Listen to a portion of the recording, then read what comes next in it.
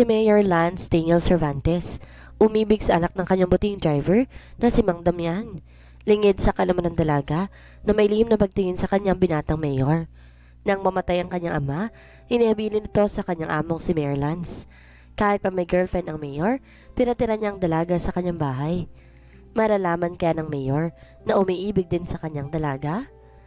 Bago po tayo magpatuloy, pakilike ng ating videos, pakiclick din ang subscribe button, pati na rin ang bell icon para lagi kayong updated sa paparating pang upload.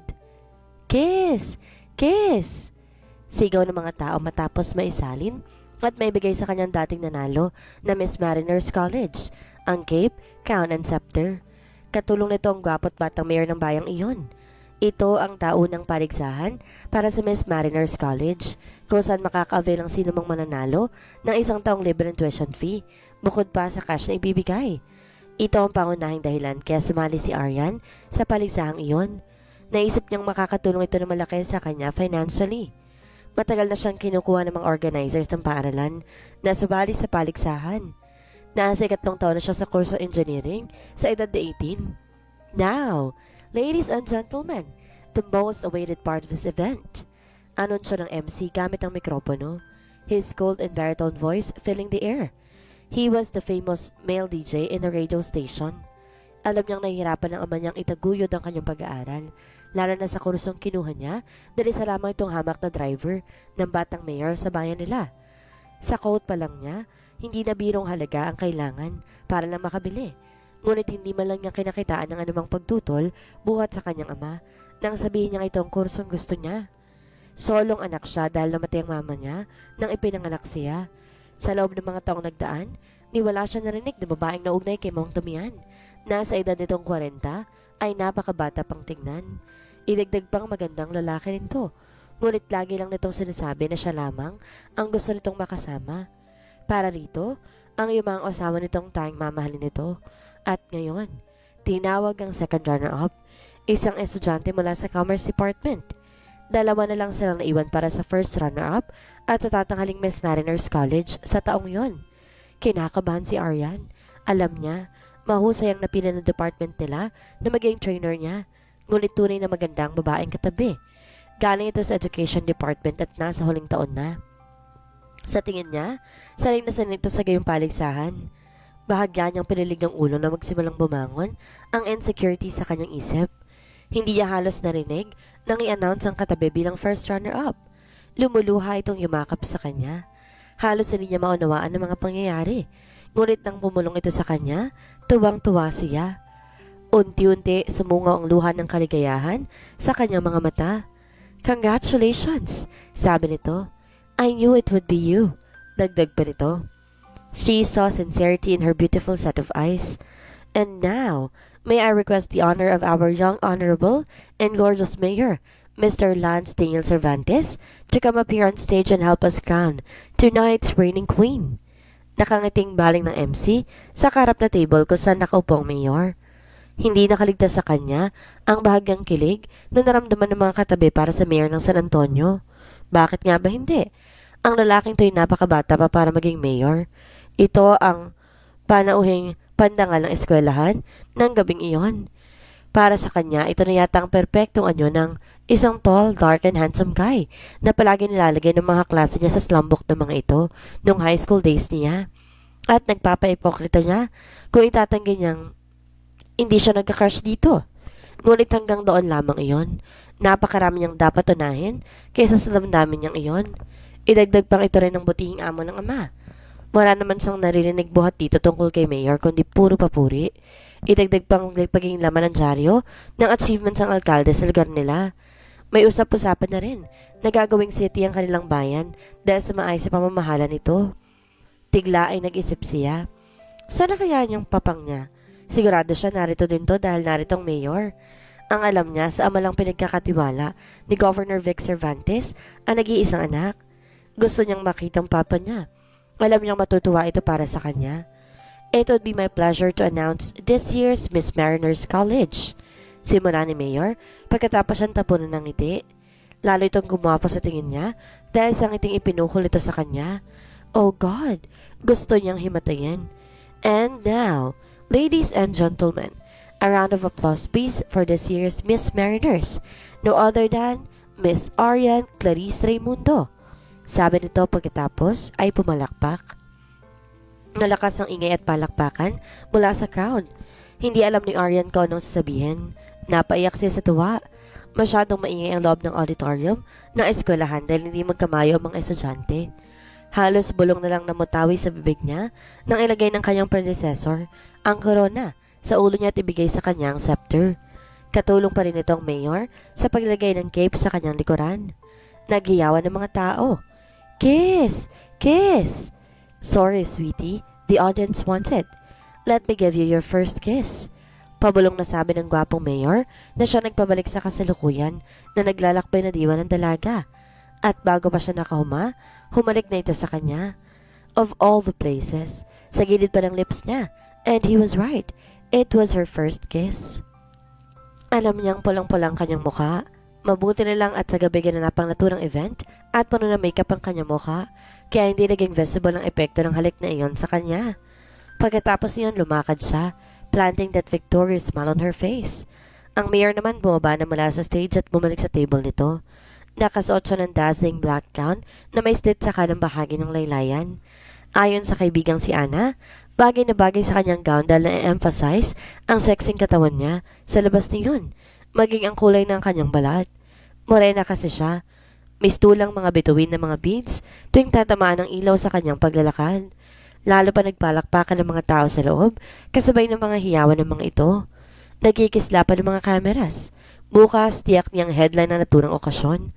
Sa kabila ng kaguluhan sa paligid, napapansin niyang may para sa mga matang nakatingin sa kanya. At nang umikot siya'y nakita niya, ang gwapong mukhang iyon. Lance winked at her when their eyes met. Pilit niyang inignora iyon. Right hand on her hip, habang kaliwa na may hawak ang scepter at bouquet of flowers. Nag-pose siya kaya ang kanyang court para sa litrato. Nakuhanan din sila ng larawan na kasama organizers pati ng mayor momentous event. Indeed, ibinalik ni Arya ng tingin sa crown. Nakita niya si Ana, panay ang kuha ng picture sa kanya gamit ang digicam nito. Ngiti-ngiti ito sa kanya. Siya na may ngawit na sa kakatayo dahil hindi siya sanay na nagsusot ng stiletto heels. Mas sanay siyang madalas magsuot ng sneakers dahil dito siya komportable. Nakita niyang lumigid ang best friend at umakit sa stage. Sinundan niya ito ng tingin. Napatas ang kanang kilay niya na makita niyang lumapit ito kay Mayor. At bago pa niya nahulaan ang gagawin nito, lumapit na ito sa kanya kasamang Mayor. Pinagtabi sila ng pili ang kaibigan niya. Smile! Nakangiti nitong sabi sa kanila. Bago pinindot ang flash ng camera, natangan ito. Very cooperative naman ang binata, kahit 3 beses pa silang kinuhanan nito. Sinadya ni Ana dahil alam nito na matagal na siyang may crush sa mayor. Kimisi ang umiti sa binata pagkatapos. Thank you sir, pasensya na ho.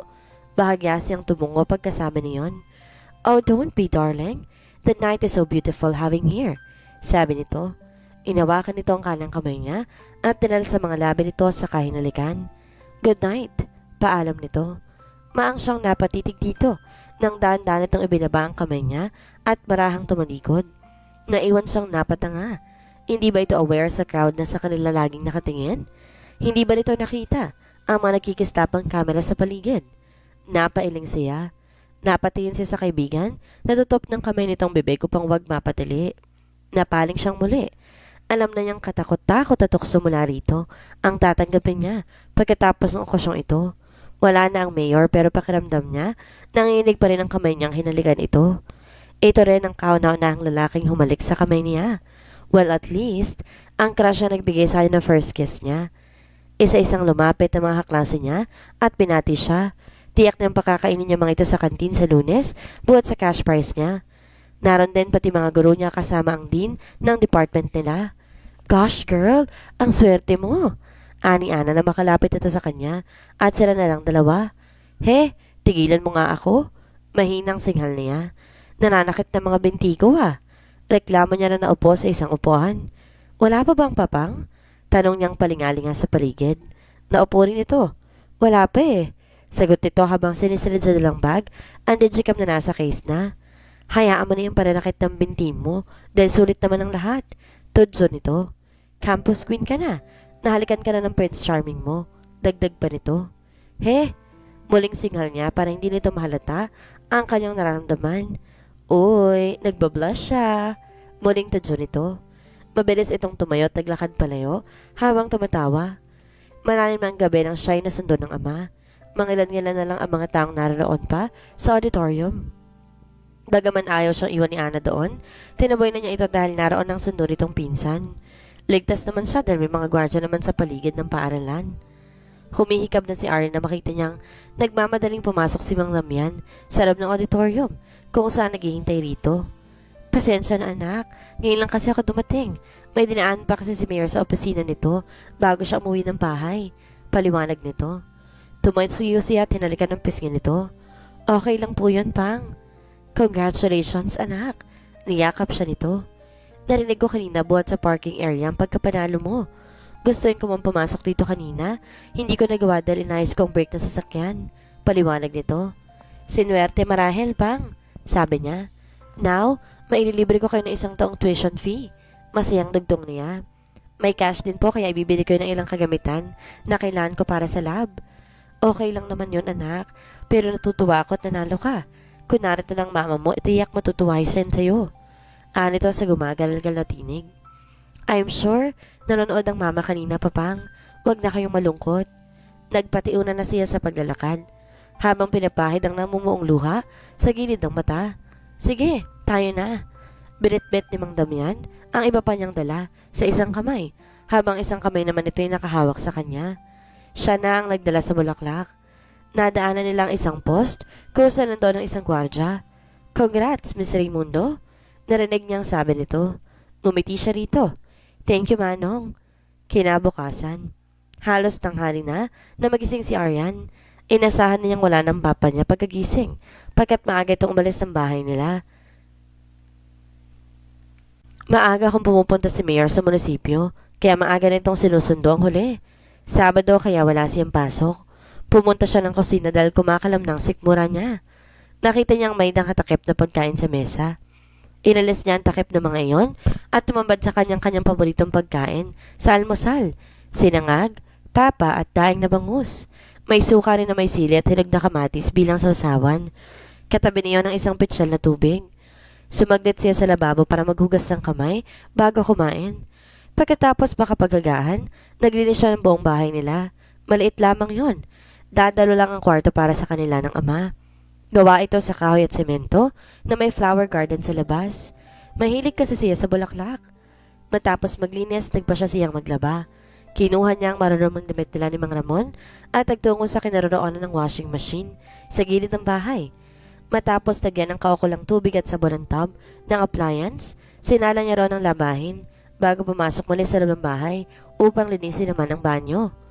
Halos alauna na ng hapon na matapos siya sa lahat ng gawaing bahay.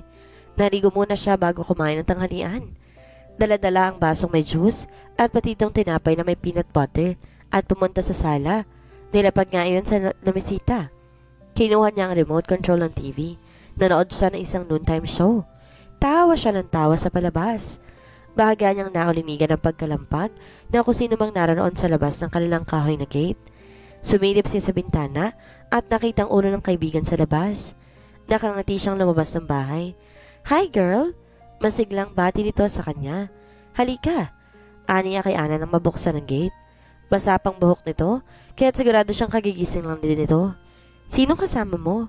Tanong niyang paningalinga pa. 3 kalye rin ang layo ng bahay nito sa kanila at kadalasan niyahatid ito ang pinsan sa ruta sa pick-up. Medyo maalwan sa buhay ang pamilya ng kaibigan dahil pensionado ang papa nito. May monthly allotment din ng mga ito mula sa kuya nitong Siman. Oo, kaya lang. Umalis na. Magpapasundo na lang ako mamaya. Oh, maupo ka muna at ipagtitimpla kita ng juice. Sabi niya pagkapasok nila sa loob ng bahay. Tumango ito. Umupo ito sa safat na nood ng TV. Ilang sandali pa'y nakabalik na siya mula sa kusina. Ano ba yung daladala mo? Tanong niya na maibigay rito ang basa ng juice sa tinapay. Ay oo nga pala, munti ko nang makalimutan. Napatali si Ana ng buklatin niya ang inirolyong local tabloid. Tingnan mo friend, anito. Bigla siya namula nang mabasang naturang balita. Naalala niya nangyari noong nakarang gabi. May caption na kasama ng mga larawan Ang isa ay kasama niya mga runner-ups. Pangalawa, solo niya. Pangatlo, yung hinalikan siya ng mayor sa gilid ng bibig niya. At ang pang-apat, yung hinalikan nitong kamay niya. The pictures made her shiver. Gosh, kakaingit ka talaga, friend. Muling tiring nito. Well, hindi naman katakataka yon. You're so pretty. You have the body. Napailing ito. Hindi mo lang alam how I envy you. Umirap na ito patungkol sa flat chest nito. Natawa siya. Alam niya kung hindi lang po siya brassiere sa ginamit nito, malamang wala talagang uumbok sa dibdib nito. Habang siya hindi na gumagamit ng padded bras dahil malulusog ang dibdib niya. Bagay na hindi naman niya binibigyang pansin. Magtigil ka dyan. Lagi mo na lang nilalait ang sarili mo. Sabay niya. Oh, paano na to? Baka mabasa to ng papang ko. Worried niyang sabi. I'm sure hindi magagalit ang tito dyan. Halik lang naman yan eh. Sagot nito. At saka di ba lagi niyang pinupuri ang amo niya dahil sa kabaitan? Nagpahinuhod siya ng kaibigan sa sinabi nito. Ngunit nang maalala mga kaeskwela ay muli siya nag-alala. Sus! Kaya nang ka pa nag-alala sa mga sasabihin ng mga nasa paligid mo. Wala ka naman pakialam sa mga iisipin ng mga tao noon pa. Hindi na siya umimik. Binigay sa kanya ni Ana ang dyaryo. Itatago niya iyon para may remembrance siya. May pictures din naman siyang kuha ng kaibigan na maraming hindi pa nito na ipiprint sa computer nito, kaya hindi nito dala mga iyon. Martes ng hapon, nagpa siya siyang maglakad-lakad sa daan. Katatapos lang ng klase nila, wala si Ana ng hapong iyon dahil sinamahan itong mama nito sa Kapitolyo. Nadaanan niya isang fishbowl vendor sa kalsada, kaya huminto siya. Kinapaan niya mga barya sa kanyang bulsa. She always loved fishballs. Nagtusok siya at sinawsaw sa sauce na nasa garapon sa kakumain. Huminto ang isang maroon Grand Vitara sa kabilang bahagi ng daan. Ang driver niyon walang iba kundi si Mayor Lance dahil nakita nitong dalagang tuwang-tuwang kumakain ng fishball. Mula sa loob ng tinted niyang sasakyan, binistahan niya ito. Nakasuot ito ng skinny jeans na maong at pink blouse. Napadako ang kanyang paningin sa mga mata nito. Nakasuot ito ng sneakers. May backpack pa itong dala. Napailing siya. Noong isang gabi, sa eskwelahan, napaka-classic na ni Aryan. Akala pa nga niya ito ang spoilbrat na babae. Ngunit ngayon, napaka-down-to-earth nitong tignan. Uncaring about her latest title, eto, nakikitusok ng fishbowl sa tabi ng daan. Lalong gumanda ang babae sa kanyang paningin dahil walang bahid ni kaunti mang makeup ang mukha nito, and he admired her more. Napangiti siya na maalalang napatulala ito sandali nang gawaran niya ng halik. Hindi niya halos mahiwalay ang paningin dito dahil para bang kay sarap nitong titigan. Lumabas siya na sasakyan at tumawid ng kalsada. Magandang hapon ho, Mang Berting. Bati niya sa tendero ng fishball. Naku, magandang hapon po naman, Mayor. At umiling sagot ng matanda. Napatigil sa pagunga si Aryan nang marinig ang boses ng isang lalaki. Otomatikong nagtaas siya ng paningin sa bagong dating na nakatayo sa kanyang tabi. Nagtagpo ang kanilang mga mata. Hello there? Nakangating bati sa kanya ng binata. Mahilig ka pala sa fishball? Dagdag nito. Good afternoon, Mayor. Alanganing bati niya. Nakasuot ng hapit na pantalong maong at black t-shirt na may tatak ng army sa harapan. Siya sa kabilang bahagi ng kalsada at nakita niyang hindi ang minamanehong Ford Expedition ang amang dala nito. Kaya't sigurado siyang hindi si Mang Damian ang nagmaneho ng naturang sasakyan.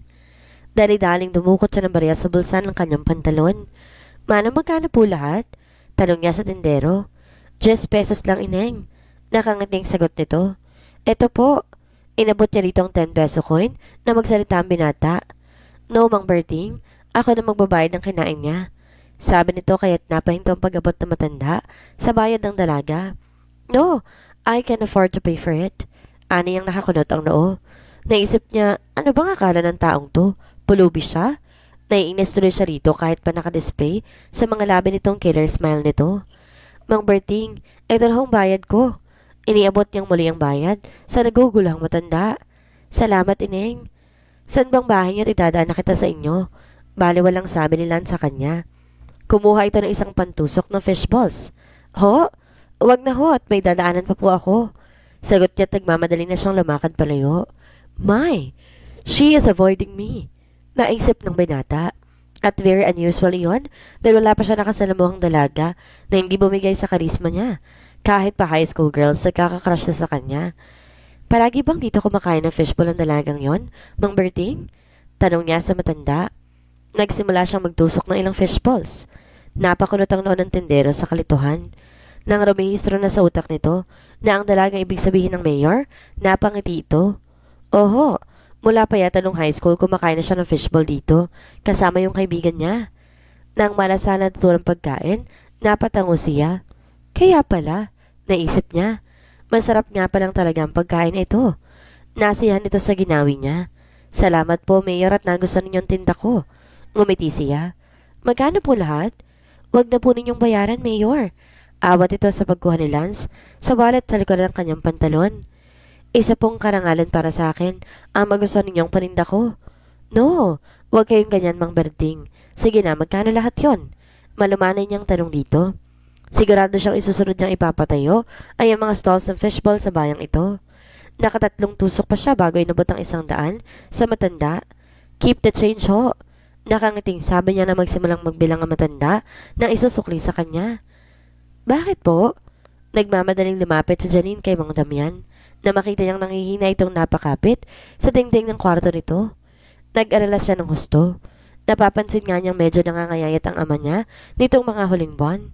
Naalala rin niyang kinapos din ang paghinga nito noong isang buwan nung kumain silang tatlo ni Ana sa isang restaurant dahil birthday niya. Wala ito, anak. Pagod lamang marahil ako.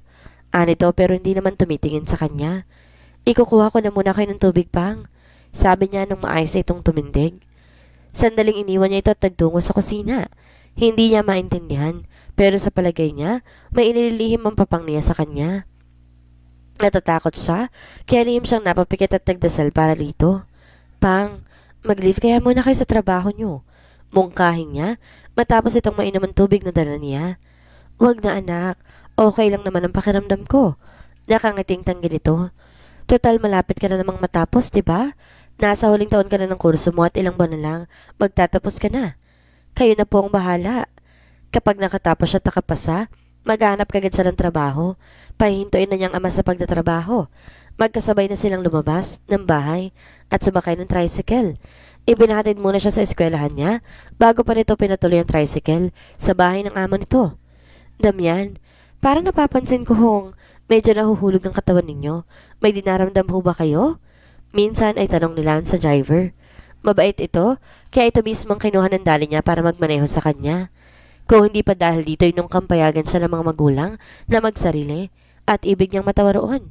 Naging mayor na siya at lahat pero napaka-overprotective pa rin ng mga magulang niya sa kanya. Wala naman ho akong ibang nararamdaman, maliban sa minsang kinakapos ako ng paghinga pero nawawala din naman kaagad. Sagot nito sa amo, na bahagyang nilingan nito. Naku, pagkarating natin sa munisipyo, magpa-check up muna kayo para matiyak kung okay lamang kayo. Sige ho, Mayor. Kailan ba matatapos ang anak mo? Huling taon na ho niya ngayon sa kolehiyo. Sabi ko nga ho ay ihinto na ako sa pagtatrabaho kung makatapos siya at makapagtrabaho. Nakatawang tugon nito. Mabait pala kung gayon ang anak mo. Bihira na sa mga kabataan na may ganyang damdamin sa mga magulang. Talagang mabait ang anak ko, Mayor. Ni minsan di ako binigyan ng sakit ng ulo. Mabuti naman kung ganun. Nakangiting sabi ng binata. Hindi maikakaila sa tinig ng Mang Damian ang pagmamalaki sa anak nito. Hindi pa niya minsan man nakikita ang anak nito. Ngunit sa tingin niya, makakagaan kaagad niya ito sa loob. Base sa sinasabi ng driver na pag-uugali nito. Iniliko ni Damian ang sasakyan, papasok sa loob ng gate ng munisipyo. Bago bumaba sila, sinugot muna niya ang kanyang wallet. Kumuha ng ilang lilibuhin at ibinigay sa lalaki. Mang Damian, magpa-check up ka muna. Hindi naman ako aalis ng munisipyo ngayon dahil may SB meeting ngayon. Naku, Mayor, wag na ho. At biling sagot nito. Bukod kasi sa sahod sa munisipyo, may allowances pa ito buhat sa amo. Nahiya na itong tanggapin pa iyon. Wag na kayong mahiya. At saka hindi ko naman iaawas yan sa allowance ninyo. Nakangiting turan niya. Pero, wala nang pero-pero. Kunin niyo na po ito. Walang nagawa si Damian, kundi tanggapin ang perang iniaabot ng amo. Nakailang hakbang pa lang si Lance nang marinig niyang may sumigaw sa likuran niya. Napalingon siya. Nakita niyang dinaluhan ng gwardya si Damian na tutop ang dibdib nito. Dali-dali siyang bumalik. Damian? Damian! Niyugog niyang driver. Damn it! Get an ambulance! Singhal sa nakatangang gwardya. Dali-dali naman tong tumakbo upang sundin ang utos ng binata. Napansin niya nakasakay pa rin sa saksayan niya si Mang Damian, kaya inisod niya ito sa upuan at siya na mismong nagmaneho papunta sa nag-iisang ospital sa bayang iyon. Kaagad dinaluhan ng matandang lalaki na makarating na sila sa ospital. Isinakay kaagad ito sa stretcher upang dalhin sa emergency room, ngunit nahawakan nito ang damit ni Lance at pilit siyang pinalalapit dito. Sinenyasan niyang attendant na huminto muna. "Mayor, ang anak ko, huwag ninyong pababayaan," sa pautal na sabi nito habang mahigpit pa rin nakakapit sa kanyang damit. "Huwag kang magsalita ng ganyan, Mang Damian," saway niya. "Ipangako ninyo, Mayor. Ipangako ninyo." Patuloy nito. "Sige ho, ipinapangako ko." Nang bitawan itong damit niya, dali-dali itong pinasok sa emergency room. Umalis doon si Lance at natatili lamang sa labas ng ER. Kinakabahan siya sa kalagayan ng butihing lalaki. Tumawag siya sa sekretarya upang ihabilin ang vice mayor muna ang mag-preside sa meeting na gaganapin sa araw na yun. Maya-maya lang, lumabas ang doktor buhat sa cubicle sa emergency room. Tinanggal nito ang mask sa isang bibig habang papalapit sa kanya. Sa itsura ng mukha nito, sigurado siya sa balitang iyahatid ito sa kanya. "He did not make it, Mayor." Umpisa nito. Matinding atake sa puso ang dinanas ng pasyente. Napatulala siya. Naawa sa kinahinat na ng kanyang driver. Hindi niya alam kung paano tatanggapin ng anak nito ang pangyayari. Marahang tinapik sa kanyang balikat ang binigay ng doktor sa kanya bago ito umalis. Tinawagan niya ang daddy niya para papuntahin sa ospital ang isang tauhan nito upang madala na sa funeral parlor si Damian.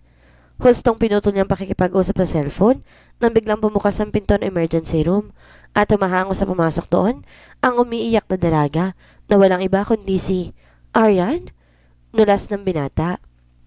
Anak ni Mang Damian, ang reigning Miss Mariners College. Hindi niya akalain yun.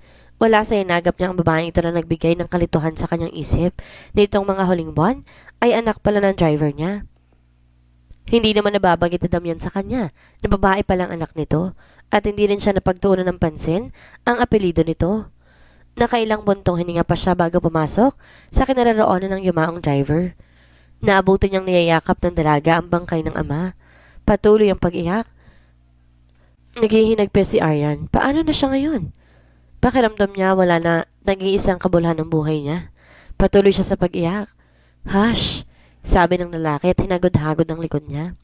Wala siyang pakialam kung sinong pumasok. Ang kailangan lamang niya ngayon ay isang taong aalo sa kanya. Patuloy pa rin siya sa pag-iyak na maramdaman niyang dahan-dahan siyang inalis mula sa pagkakayakap ng ama. Ang tanging naramdaman ni Lance na mga oras na yun ay ibigay sa dalaga ang lahat ng kailangan nito. Mabawasan lang ang sakit na nararamdaman nito. Naawa siya rito. Hindi na nito nagisna ng ina nito. Ngayon, ama nitong nawala. "Come here, sweetie." Anito't niyakap siya habang hinahagod itong muli ang likod niya.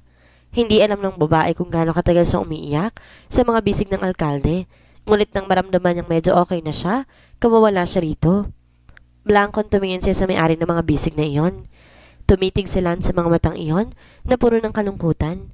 Basang-basa ng luha ang kanyang mukha, kaya dinukot itong panyo sa bulsa at ibinigay sa kanya.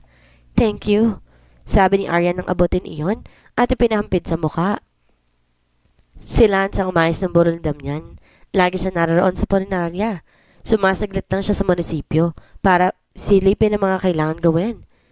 Madalas itong nasa tabi ng kabaong at lagi nakatingin sa kawalan. Naging sunod-sunuran si Aryan sa mga naging desisyon niya sa burol ng ama nito. Kinausap niya din ang din nito para magbigay ng consideration sa dalaga na hindi papasok ng ilang araw. Sinabi at graduating pa naman ito. Kinatuwa niyang di na laging nasa si Aryan, kaya alam nito, madaling makakopang ang estudyante sa mga lessons. Idagdag pang isa ito sa mga candidates para maging cum laude. Naisip niya tama sa Damian. Matalino ang talagang anak nito, kaya ginapang nitong pag-aaral sa pribadong paaralang iyon. Sa hindi rin basta-basta na kurso. Si Ana naman lagi ring naroon sa tabi ng kaibigan para damayan ito. Aryan, buhat sa kinuupang kahoy na bangko sa labas ng bahay nito. Nakatungo ito pero halatang wala itong partikular na tinitingnan sa ibaba. Hindi man lang ito nagkaksiyang tingnan kung sino ang dumating. Gayong hindi ito bingi para hindi marinig ang tunog ng sasakyan niya. Parang wala ito nakita kahit anong pumasok siya sa loob ng bakuran. Daragdaang araw na dala na sa huling kantungan ng ama nito. Hinanap niya ito Pagkatapos ng libing dahil bigla na lang itong nawala sa kanyang tabi. Ngunit wala na ito roon. Hinayaan na lamang niya na mapag-isa muna ito kaya hindi niya sinundan na masiguro na kauwi na ito ng maayos. Nanatili ito nakatungo kahit na makalapit sa rito. I need to pack your things up and to come with me now. Dominante ang tinig niyang iyon kaya napangat ang mukha ng dalaga sa kanya. Tinanggal niya ang shade sa mata at nakipag-arukan ng paningin dito. Nakakunot ang noon nito. Nagtatanong ang mga mata nito habang nakatingin sa kanya. Ano bang pinagsasabi ng lalaking to? Naisip nito. Made a promise to your father na hindi kita pababayaan. Paliwanag niyang ibig niyang mangiti. Nagpabalik sa kasalukuyang pag-isip ng dalaga ang sinabi niya. Now go. Kunin mo na mga personal na mga kagamitan mo at sumama ka sa akin. Sa bahay. No, ayoko. Dito lang ako. Matigas na sabi ni Aryan. Pinabayaan niya ito na mag-ayos sa lahat ng dapat asikasuhin para sa burol ng ama dahil inisip niyang marahil kaya ginawa nito yun dahil dito nagtatrabaho ang yumaang magulang. Ngunit bakit pati siya pinakikialaman nito? Ayaw niya na magdodomina sa buhay niya. Marahas ang ginawang paghinga ni Lance. Matigas din pala talaga ang ulo ng babaeng to. Gawin mo ang iniutos ko sa'yo o bubuhatin kita mismo mula sa kinaupon mo at dadalhin ka sa kwarto mo. No! Anong gagawin ko sa bahay mo? Bakit kailangan sumama ako dun? May bahay naman kami. Dito na lang ako. Paangil na sagot nito. Huwag na tayo magtalo tungkol dito. I never break my promises kaya please, kunin mo na mga gamit mo. No way! Hindi mo ako mapipilit sa ayaw mo. How could I took care good of you? Kung narito ka at naroon naman ako. Amused na tanong nito. No. Matigas pa rin sabi nito. You don't have to take care of me. Malaki na ako para lagaan mo pa. Dito ako iniwan ng papang kaya mananatili ako dito. Sa huling sinabi nito, bumigay ang luha sa kanyang mga mata. See? Kaya mas lalong dapat naroon ka sa bahay. Katwin ng binata sa pagitan ng paghagod sa kanyang likod. Hindi sumagot si Aryan. Trust me, I only want what's best for you. Kapag nakatapos ka na't makapagtrabaho, maaari ka nang umalis sa poder ko. Kukwentahin ko lahat ng gastos ko sa iyo para mabayaran mo ko. Wala siyang nagawa. Hindi niya alam kung ano meron ng lalaking to at kahit nagpupuyo sa galit, ay pumasok siya ng bahay. Ilang minuto pa ay lumabas siya, bit-bit na ang mga kagamitan. Napailing na napangiti ang mayor nang panoorin ng kanyang pagpasok. Sa loob ng sasakyan nito na halos ipadyak pa mga paa. Narating nila ang bahay nito pagkatapos sa ilang minuto. Marahang inikot ni Arn ang kabuuan ng guest room na ibinigay ni Lance sa kanya. Katapat niya ng kwarto nito. Light yellow ang kulay ng silid. May life-size mirror, built-in closet at kung ano-ano pang kagamitan, puros magaganda. May banyo rin doon. Ngayon lang niya nalaman na may sarili palang bahay ang lalaki. Akala niya nakatira sa bahay ng mga magulang nito. Hindi niya alam kung anong kahinat na ng lahat, ngunit alam niya, nag-aaksel lang siya ng oras kung makikipagtalo pa rin siya rito. Hindi siya mananalo kay Mayor. Hindi dito tatanggapin ang anumang rason niya. Sa bagay, ilang buwan na lang kailangan niya at matatapos na siya sa kolehiyo. Sinabi naman nitong pwede na siyang umalis sa bahay nito kapag nakatapos siya at makapagtrabaho. Muli siyang napatingin sa kabuuan ng kwarto. Ibig niyang malula sa laki ng bahay ni Lance. Ang tanging kasama nito ay ang matandang katulong nito na siyang personal na umaasikaso ng pagkain at kagamitan nito. Meron ding all-around mate at isang hardinero na nagsisilbi rito. Napasinghap siya kanina nang madaanan nila ang hardin ng bahay. Namumukadkad lahat ng mga oras na nasa paso. May mga orchids din nasa greenhouse. Sandaling nawala ang lungkot niya ng mga sandaling iyon. Tumayo siya at sinimulang ilagay sa closet ng mga damit. You're crazy, Lance. Umpisa ni Paula nang malaman buhat sa binata na kasalukuyang nakatira sa bahay nito ang dalagang anak ng yumaong driver nito. Alam niyang malapit dito si Mang Damian at ang pamilya nito ay kilala na may maayos na makikipagkapwa at tao. Ngunit tama ba namang pati anak nito ay sagutin pa ng nobyo? Hindi niya gusto yun. At ang higit na pinagtataka niya, hindi man lang tumutol ang mga magulang nito sa naging desisyon ng anak. Inunawa niya si Lance. Nitong mga huling araw, mula nang mamatay ang driver nito, na halos hindi na napapansin dahil ito mismo ang personal na umasikaso. Unethical yon dahil ayusin yon. Isa pa sa burol ng yumao. Para sa kanya, maaari namang iutos ito sa kung sino mang tauhan ng babae. Ang anak ng driver nito. Hindi pa niya ito nakikita. Ngunit hindi ito mananalong Miss Mariners College kung hindi ito maganda. I'm so tired, Paula, sabi ng binata sa nobya. Sinandig niya ang likod sa sandalan ng swivel chair. She knew him very well. Mensahe yun ayaw niya na argumento. This is great, Lance. Protesta nito. Ilang araw tayong hindi nagkita dahil dyan sa bagong pinagkakabalahan mo at ngayon naman ay ipinilig nitong ulo. As your fiancé, I think I need an explanation kung bakit inuwi mo sa bahay mo ang babaeng yun. Tapos sasabihin mo lang ako ng ganyan? Frustrated na pahayag nito. Hindi siya nagsalita. Nilala niya sa tapat na mukhang isang copy na resolution na hiningi niya sa kanyang sekretarya kanina bago pa dumating si Paula. Marahas itong napailing. I don't understand you at all, Lance Daniel, sabi nito. Pahablot na kinuha ang shoulder bag sa kanyang mesa at tumabas ng opisina niya. Napailing na lamang siya sa pagiging childish ng kasintahan. Isang umaga, tanong ng binata kay Arya na baka sabay silang lumabas buhat sa kanilang kwarto. Sure? Napapitlag siya. Fine, Mayor. Sagot niya at di niya akalaing makikita niya ito sa gantong oras. Hindi ba dapat nasa munisipyo to? But then, how she missed this man so much? Ito ang isa sa kinatatakutan niya, ang tuluyang mahulog ang loob sa kanyang gwapong guardian. Ayaw niyang masaktan. Mas nanaisan na lamang niyang magmahal ng lihim sa lalaki. Imposibleng pag-ukulan sa nito ng pansin gayong may long-time girlfriend ito na kilala sa lipunan. Ngumiti ito. Hindi ko ba nasabi sa iyo, Arya, na tawagin mo akong Lance? Hindi pa naman siguro ako gaanong matanda sa iyo, di ba? Okay, kung yan ang nais mo.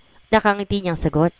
31 pa ang alkalde at kung titingnang mabuti, may pagkakamali pa itong 27 sa itsura nito. Mabuti kung ganon. Halika't mag-almasal na tayo. Panakanak ang sinulyapan niyang lalaki. Bihira sila magkasabay kumain dahil hindi pa ito gising kapag nag-aagahan siya. Late na rin kung umuwi ito sa gabi. Be ready at 7 tonight. Birthday na mama ngayon. May party. Dadalo tayo. Sabi nito kapag Juan. Ha? Umiling siya nang rumihistro sa utak niya ang ibig nito. No, dito na lang ako. Nakakahiya. Hindi ito sumagot. Patuloy lang to sa pagsubo ng pagkain na parang walang narinig, buhat sa kanya. Na makatapos ito sa almusal, nag-excuse ito sa kanya at tumakit sa itaas. Nang siya'y tapos na rin kumain, pumanhik siya sa kwarto niya. Maya-maya lang, may narinig siyang katok sa pinto. Binuksan niya yun at nakita si Lance na nakatayo sa labas, bitbit ang isang paper bag. I'll pick you up at exactly 7 o'clock. Anito habang pumapasok sa loob ng silid niya at inilapag sa ibabaw ng kamang dala. Napakunot noong dalaga. Hindi ba nito narinig ang sinabi niya kanina na ayaw niyang sumama rito? Lumabas naman kaagad ito ng kwarto at pumanaog. Naiwan siyang nababaghan. Nalilitong isinara niya ang pinto ng silid niya. Kinuha niyang laman ng paper bag at tumambad sa paningin niya ang isang damit. Tumayo siya at binasta ng sarili habang tinatapat ang damit sa katawan niya. It was a black Nilan Calder dress. Marahas siyang napabuntong hininga. The devil did not take no for an answer. She really hates it when someone dominates her. Isirilid niya ang damit sa loob ng kanilalagyan niyon. Iniit siya sa paanan ng kama. Kumuha siya ng isang DVD sa rack at sinalang iyon. Nanood siya ng cartoons maghapon kahit wala siyang mawawaan sa pinapanood dahil panay ang sulap niya sa orasan sa mesita. Lumabas lang siya ng kwarto nang kumatok ang katulong para sabing handa ng tanghalian. Matapos makapag-lunch, natulog siya. Eksaktong alas 5 ng hapon na siya gumising. Napasilap siya ulit sa orasan. Bahala siya. Ayoko sa aming sumama dun. Maktol niya sa sarili upang magmatigas, ngunit nang maalalang baka si Lance pa mismo magbihis sa kanya, minabuti niyang pumasok ng banyo para maligo. Ilang sandali pa'y nasa harapan na siya ng tukador at inaayos ang sarili. Suot ang damit na bigay ng lalaki. Naglagay siya ng konting makeup at nilugay lamang niya ang kanyang buhok. Sinuot niya ang kaseternong sandals ang damit. Gusto niya magtaka kung paano nito nalaman ang sizes niya mula sa damit hanggang sa sapatos. Napangiti siya na makitang okay naman ang resulta ng mga sinuot niya sa reflection niya sa salamin. Pasado alas 7 na nang kumatok sa pinto niya. Hindi na niya kailangan hulaan kung sino yon. Nakasimangot at pinagbuksan niya ito. Hi there, sabi ni Lance na natagalan pa ng ilang segundo bago nakapagsalita. This woman is really beautiful. Kabila ng paniningkit ng mga mata niya, naisip nito. You look so lovely. Bagay na bagay sa iyong suot mo. Dagdag nito. Umirap siya. Maaari na ba tayong umalis? Mataray niyang tanong na nauna nang maglakad pababa ng hagdanan. Hindi niya na parang lumapad ang atay niya sa puring iyon sa kanya. Naisip niyang sulit ang pagsunod niya rito. Amused na napatingin ng binata sa kanya at sumunod na lang. Tumigil siya sa tapat at nakaparadang sasakyan nito. Pinagbuksan siya nito ng pinto bago lumigit sa driver's side at pumasok sa loob ng SUV. Wala silang imikan hanggang makarating sila sa kanilang destinasyon. Nang makababa sila ng sasakyan, tumambad sa mga mata ng dalaga ang nagagandang sinag na makukuring na ilaw sa loob ng bakuran. It was a garden party. Para siyang nalulula. Wala sa loob na napakapit siya sa braso ng binata. Relax, they won't bite you. Anito. Napansin itong medyo panginginig ng kanyang kamay. Lumingali nga ito pero hindi mahagilap ang mga magulang. Marahil nasa loob pa ng bahay nila mag-asawa. Mangilan-ngilan pa lamang ang mapunisita roon. Iginiyan ng binata si Aryan sa isang table at pinaupo. Stay here, I'll get us food. Sabi niya at lumapit sa naroroong buffet table sa gitna ng hardin. Good evening, Mayor. Bati sa kanya ng waiter. Good evening. Nakita mo ba si Cove? Tanong niya. Hindi pa ho lumalabas ng bahay ninyo. Ah, okay. Kukuha sana muna siya ng champagne na makitang papalabas ng bahay ang mag-asawa. Lumapit siya sa mga ito at hinalikan sa pisngi ang mama niya. Happy birthday, Mother. Nakangiti niyang bati rito. Good evening pa. Baling niya sa ama. Oh, thank you, Iho. Are you alone? Tanong ng ginang. No, I'm with Aryan, Mama. Sagot na rito na binaling ang atensyon sa dalagang nakaupo sa mesa hindi kalayuan sa kinatatayuan nila. Hindi nito alam na nakatingin sila rito at hindi nakaligtas. Sa kanila ang ginawa nitong paglapit ng mukha sa florera sa gitna ng table at napakapikit na hinalikan ng presko mga rosas. Very pretty. Puri ni Mrs. Lorna Cervantes sa dalaga. Siya na ba ang mamanugangin ko? Tanong nito. Mama, she is Mang Damian's daughter. Nakatawang saad niya. So, nakataas ang kilay ng tanong nito. Aba, Alfonso, yung sinasabi mong nobya ay napakasosyal. Hindi yun ang tipo ng asawa na magtitimpla sa'yo ng kape habang pagod ka at galing sa isang maselang pakikipagpulong.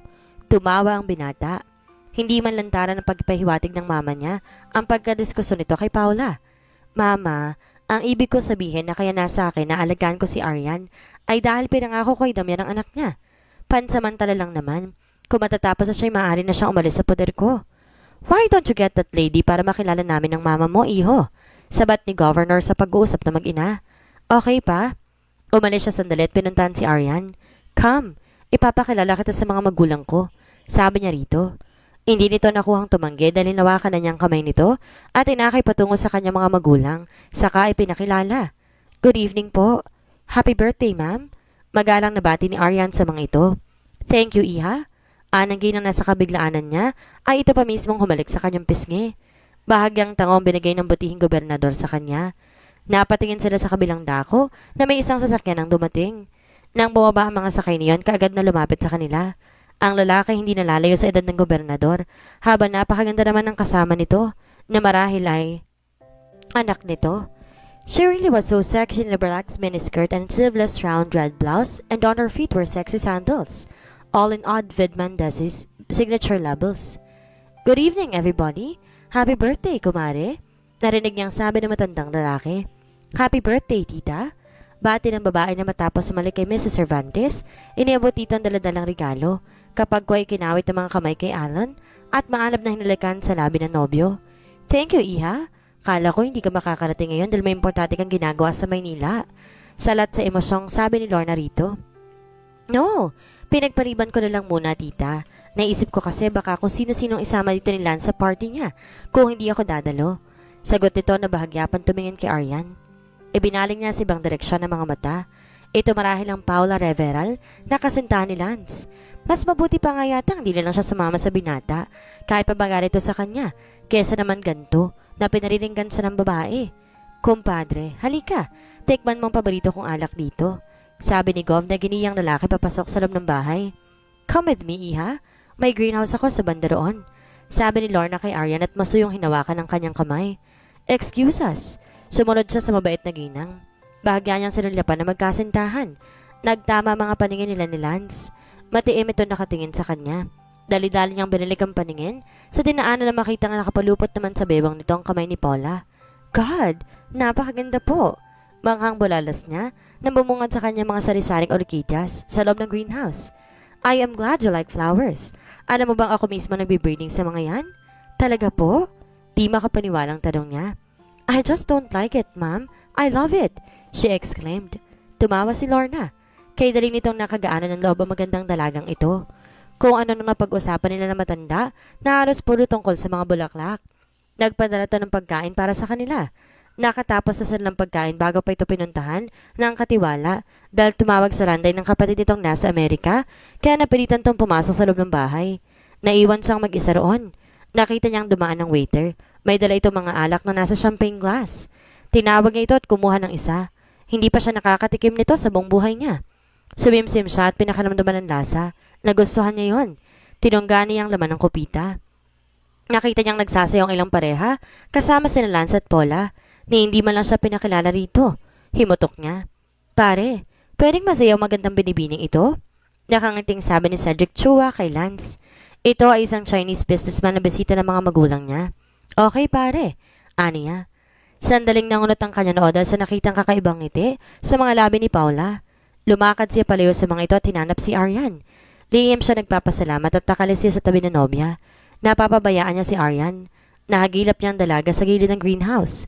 Halos inisang lakad niyang kinaroroonan nito na makitang dinanan to sa bibig ang champagne glass na hawak. Why did you drink? Asik niya. Hindi ka marunong uminom. Nasulyapan niya ang dalawa pang walang laman na baso sa lamesa. I am going home, Lance. Sabi nitong pilit na tumayo, ngunit gumiray ito.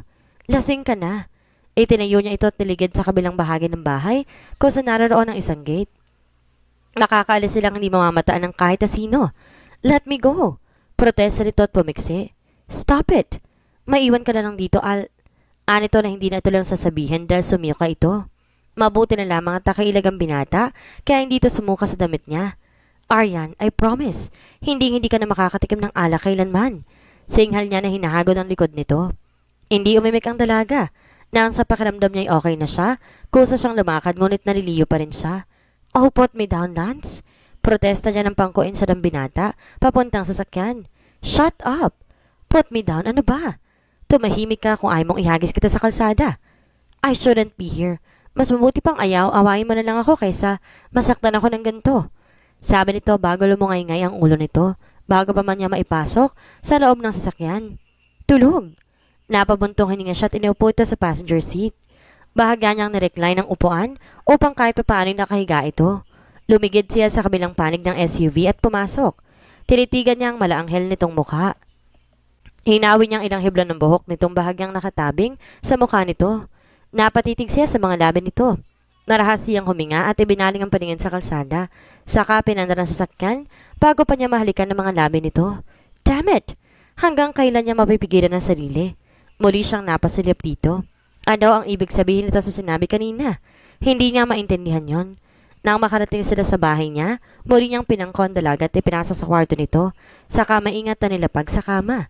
Tinanggal niya ang sandals ito pagkatapos ay tinawag ang katulong para ito magpalit ng damit ni Aryan at para na rin mapunasan ito. Tinawagan niya ang mga magulang at si Paula. Pagkatapos, mistulang nagagalit ng nobya ngunit hindi niya alam kung seryoso ito, kung pagbabasihan niya ang mga sulap nito sa negosyanteng kasayaw nito kanina. Kinabukasan, mahihinang katok mula sa labas ng pinto ng kwarto ni Lance ang nagpagising sa kanya. Sandali! Sigaw niya. Hinagilap niya ang roba at sinuot. Sumaglit siya sa banyo at nagmumog bago binuksan ang pinto. Si Aryan na pagbuksan niya. Ibig niyang matawa ng halos hindi ito makatingin ng diretso sa kanya. Tila nahiya ito dahil pulang-pulang mukha nito. Bakit? Tanong niya. Gusto ko lang sana mag-apologize sa nangyari kagabi. Nakatungong sagot nito. Ngumiti siya. Kalimutan mo na yon. Sige na, maghanda ka na't idadaan kita sa school mo maya-maya. Sige, salamat Lance. Kaagad tong tumalima pabalik ng kwarto. How could I hate you? Nakaitanong ng binata sa sarili habang sinusundan ang tingin ng magandang dalaga. Kinahapunan sa eskwelahan, napasay sila ng mga kaklaseng lumabas ng paaralan. Kinukulit siya ni John na manood sila ng sine. Tara, Frito, manager ng bangko ang ama nito. Nalipat sa lugar nila kaya napilitan ng pamilya nito na lumipat. Marami nagkakakrush dito ng mga kaeskwela nila na hindi naman maintindihan kung bakit. Gwapo nga ito. Maputi at matangkad, ngunit wala siya maramdamang kahit ano para rito. Kung sino-sino sa mga klase nagpapabalitang girlfriend nito, sa tingin niya napakayabang nito. Ayon kay Ana, parang may gusto sa kanya si John dahil panay ang pagsulap-sulap nito sa kanya sa loob ng klase. Ngayon nga humabol pa ito sa kanila kaya nakaagapay nila sa paglabas ng paaralan hanggang sa may sakay ng tricycle. Inuungutan siya nitong manood sila ng sine. Panay ang tanggi niya. Napakapakipot mo naman. Singhal nito sa kanya. Wala kang pakialam. Nanggagaliting sagot niya rito. Napaka-presko nito. Pilit niyang binabawi ang isang kamay niyang mahigpit na hawak nito. Napatingin siya sa gwardya na nakabantay sa gate, ngunit abala ito kaya hindi sila nito napapansin. Bitawad mo siya, John? Malakas na utos ni Ana. Hindi pa nakakasagot ang binata, nasuntok na ito ng kadarating lang na si Lance. Look, young man. Uli-uli, wag mong makantin ni dalili ni Aryan kung ayaw mong samain. Banta ng huli dito. Pang-brusko pa sanang sasagot si John, ngunit nabulungan to ng kasama na Mayor si Lance at guardian ni Aryan, kaya marahas itong napailing bago tumalikod, sa po ang dumudugong ilong. Hindi mo siya dapat sinuntok, sumbat ng dalaga. What? Ako pa ngayon na may kasalanan? Hindi makapaniwalang sabi ng alkalde. Hindi niya naman ako sinaktan ah. Hindi ito sumagot bagkos binalingan ng hindi makapagsalitang kaibigan niya. Come Ana, idadaan ka na namin sa bahay niyo. Aya rito ng binata at binuksan ng pinto ng passenger seat. Sumakay naman kagad si Ana doon. Napakalokip-kip si Aryan. Ayaw niyang sumakay. Magta-tricycle na lamang siya kaysa makasama ang adalentadong ito. Binuksan nito ang pinto sa unahan ng sasakyan at nakakaloko nagsalita nang hindi nakatingin sa kanya. 1, 2. Minuestra pa nito sa ereng kamay nito. Anong akala ng Herodes na to? Hindi ako marunong umuwi mag-isa? Galit niyang saad sa sarili. Kapag hindi ka pa sumakay, bubuhatin kita at ipapasok dun sa loob.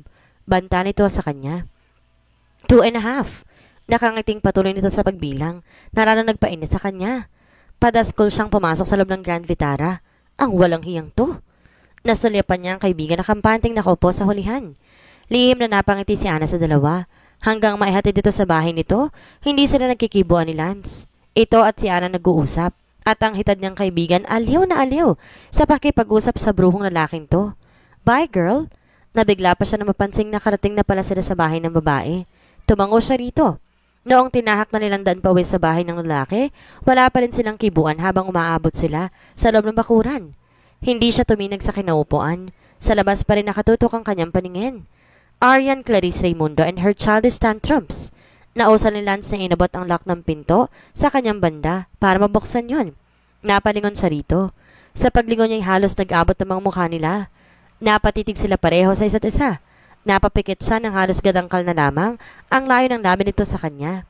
Ngunit bago pa nakasayad ang mga labing yun ng binata sa kanya, nagsalita ito sa baho na tinig. Go, Aryan, sabi nito. Naibukas niyang kanyang mga mata. Nakita niyang inihilig nito ang ulo sa sandalan ng upuan. Mariing napapikit. Napahiya siya ngunit hindi niya maunawaan kung bakit parang nanghihinayang siya. She saw there in her eyes. Wala siyang maapuhap sabihin kaya lumabas na lamang siya ng sasakyan at tumiretso sa loob ng kwarto niya. Naguguluhan sa isip na napaupo siya sa kama. May damdamin din ba siya para dito? Naitanong niya sa sarili. Nasa terrace ng bahay ni Lance si Paula ng araw na yon. Nakakandong ito sa nobyo habang tawa ng tawa. Kinikiliti nito ang tenga ng lalaki nang bigla itong bumalikwas ng tayo. Napatay ang biglang babae. What the? Napatingin ito sa main door kung saan napatutok doon ang paningin ni Lance. Nagpang-abot ang mga kilay ni Paula. Where are you going, Aryan? Tanong nito sa babaeng lumabas sa pinto. Napahalokip si Paula. Napaismid siya habang binibista ng ayos ng ward ng nobyo. Taliwas ang suot nito ngayon doon sa party ng ina ni Lance. Nakaponite ng buhok nito ngayon. Suot ang isang puting printed blouse at tinernohan ng torn, flared cut maong pants. Flat tongue sandals na violet. Wala itong accessories maliban sa tribal bracelet ito. Kung hindi niya lang alam, ika-4 na taon na ito sa kursong chemical engineering. Mapagkakamala niya itong second year high school sa ayos nito. Samantala maging si Aryan pinagmamasdan din ng babae. So ito nga pala talagang bruhang ito ang nobe ni Lance. Naisip niya. Maganda nga at maputi. Nakasuot to na mini dress. Lalo itong pumuti sa kulay ng damit nito. Sigurado siyang sa height niyang 5 at 6 talampakan, mas mataas pa siya rito. Yun nga lang, nakasuot to ng high heels na alam niyang imported. Nararamdaman ni Lance ang tinginan ng dalawang babae at ibig nitong matawa. Nasa itsura ng Noe ang pagsaselos kay Aryan. Samantarang nasa mga mata naman ng huli, ang mensaheng hindi ito natatakot kahit kanino. Where are you going, Aryan? Tanong niya ulit sa kanyang ward. Lumunok muna sandali si Aryan bago nagsalita. May bibilin lang ako, aniya. Okay, Paula. Baling nito sa nobya. This is Aryan. This is Paula. Pakilala niya sa mga babae. Bahagyang tanguan lang ginawa ng dalawa sa isa't isa. Magpasama ka kay Dario. Sabi niya patungkol sa bagong driver na kapalit na nasira nitong ama. Iniwan na nito magkasintahan. Ano bang klase yung damit niya? Komento ni Paula. Kumunot ang noo ni Lance. There's nothing wrong with her getup, Paula. Sabi niya.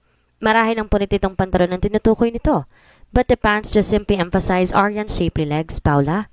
She shrugged her shoulders. Ngumiti ito sa nobyo at nilagay ang dalawang kamay sa kanyang batok. Samantala, sa isip ni Aryan, hindi din niya kailangan pa magpahatid sa bagong driver. Magta-tricycle na lang siya. She wanted some space. Kanina pa niya pinapanood ang dalawang naglalampungan at nasasaktan siya. Kaya minabuti niyang umalis muna. Alam niyang wala siyang karapatang magdamdam dahil lang sa pangako ni Lance sa papang niya, kaya siya naroon sa bahay nito. Dapat makontento na lamang siya makita ito at magpasalamat at nagmamagandang loob ito. Hallucination lang niya ang pag-aakala na may gusto nito sa kanya. Bahagya niyang initian si Dario nang madaanan niya itong naglilinis ng sasakyan sa garahe. Na makalabas ng gate, kagad siya nagpara ng tricycle at nagpatid sa bahay nila. Gusto niyang mapag-isa. Hindi muna siya pumasok sa loob, sa halip nagtungo siya sa munting hardin at naupo sa paboritong upuan niya. Pinuno niya ng hangin ng dibdib at bahagyang ipinikit ang mga mata. Maya-maya lang nakaramdam siya ng kaginhawaan. Napatingin si Lance sa kanyang wristwatch. Pasado alas 5 na at unti-unti nang dumidilim ang kapaligiran dahil sa nagbabansang ulan, pero hindi pa bumabalik si Aryan. Lance! Pukaw ni Paul sa binata nang kanina pa ito nagsasalita, ngunit hindi siya sumagot. Napakalayo ng isip niya. Kanina pa ito napapansin na balisa siya. Napakulot noo siya. May sinasabi ka ba? Baling niya. Ang sabi ko, uuwi na ako. Nakasimangot at aturan nito. Okay, iyahatid na kita sa inyo kung gayon. Nagpatiuna na sa paglakad ng dalaga. Nagtaka pa siya na makitang naroon lang si Dario at nakaupo malapit sa gate. Marahas siya na patingin sa garahe. Dumilim ang mukha niya na makitang naroon ang dalawang sasakyan. Hindi ba nagpahatid sa iyo si Aryan kanina? Tanong nito sa tauhan. Hindi ho, Mayor. Sumakay po siya ng tricycle kanina. Lalong dumilim ang kanyang mukha. Kinuha niya mula sa bulsa ang susi ng Grand Vitara at pinagbuksan ng kasintahan para makasakay ito. Nagpupuyos naman ang kalooban ni Paula. Dahil lang sa hindi pa umuwi ang ingratang iyon, naggagalit na ang nobyo. Wala silang imikan sa loob ng sasakyan. Alam nitong pakitunguhan ng pag-uugali ni Lance na marahil isa sa dahilan kaya umabot ang relasyon nila ng ganoon katagal. Doon ko na lang kaya matulog sa bahay ko, darling. Bahagya niyang tinignan ng babae. I can't, himok nito. Kailan ko makalis na maaga bukas papuntang Manila. Muli niyang tinuon ang paningin sa kalsada. Hindi umimik si Paula. Dati-rati halos 3 beses ko matulog ito sa bahay niya sa loob ng 1 linggo. Ngayon, 2 buwan nang hindi man lang ito nagpapahiwatig na gusto nitong makasama siya. Kung hindi pa siya pumunta kanina, malamang na hindi pa sila magkikita ngayon. Gusto niyang magalit dito dahil hindi nito sabihin. Alam niyang ang babae niya ng dahilan, kaya nag-iba ang timpla nito ngayon. Nang nasa tapat na sila ng bahay niya, hindi na lumabas ng sasakyan si Lance. Kinabag niya paharap sa kanyang binata at tinagilap ang mga labi nito at maalab na hinalikan. Ngunit bahagya lang tong tumugon sa halik niya. I'll go, she said in frustration. Good night. Na makababa ang nobya, mabilis na pinaharurot ni Lance ang sasakyan. Sa pagitan ng pagmamaneho, tumawag siya sa bahay para magtanong kung nakauwi na si Aryan. At gaya ng inaasahan niya, wala pa nito sa mga oras na yun. Where is she? Tanong niya sa sarili. Nagpalibot-libot siya hanggang sa maisip niyang pumunta sa bahay ng mga ito. At nakita nga niya ito nakaupo sa bangkito sa labas ng bahay. Nang maiparada sa tabi ng kalsada, lumabas siya ng sasakyan at pabalyang isinara ang pinto niyon. Lalo pa siya nagngit-ngit na mapansing parang wala nakitang dalaga. Ni hindi ito natinag mula sa pagkakaupo na animoy nag-yoga. Kanina pa ako naghahanap sa'yo. Dito lang pala kita matatagpuan. Angil yan na malapit na siya. Bahagya siya nitong tinapunan ng tingin pagkatapos ay binilik ang pansin sa mga bulaklak. There's no place like home, Lance, she replied in low voice. Those lonely eyes, with their so soft voice, made him calm. Hindi niya alam ang kaninang galit na nararamdaman niya. Mistulang usok, na basta na lang naglaho. Naupo siya sa tabi nito. Nagpaalam ka man lang sana ng maayos nang hindi ako mag-alala, aniya. Huminga siya ng malalim. You seem so different. Mabuti pa yung nagbabangay na lang tayo parati. Nakakulot ang noong napatingin to sa kanya. At least alam ko kung ano nararamdaman mo kapag nag-aaway tayo. What's wrong? Hindi sumagot si Aryan. Maliwanag pa sa sikat ng araw na mahal niya talaga ang binatang to. Ngunit mas nanaisin pa niyang magpabaril na lang sa ruleta kaysa aminin dito ang damdamin niya. I'm fine here, barahang sagot niya. Paano niyo sasabihin dito na nasasaktan siya kapag nakikitang kasama nitong nobya? Wala siyang karapatan na magsalita. Tungkol doon, tumayo siya mula sa pagkakaupo at pinagpag ang pantalon. Tayo na, Lance, mababasa tayo ng ulan. Sabi niya at nagsimulang maglakad papunta ng sasakyan nito. Tumingala sandali ang binata. May mga ilang butil na nga ng ulan ang unti-unting bumabagsak. Napailing ito bago sumunod sa kanya.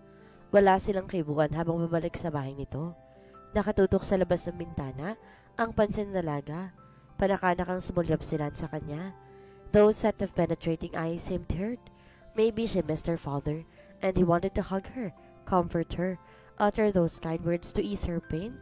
Kaya lang natatakot nung baka sabihin niyang sinasamantala nitong sitwasyon niya. Hinayaan na lang nito ang kanyang pananahimik hanggang makarating na sila sa bahay.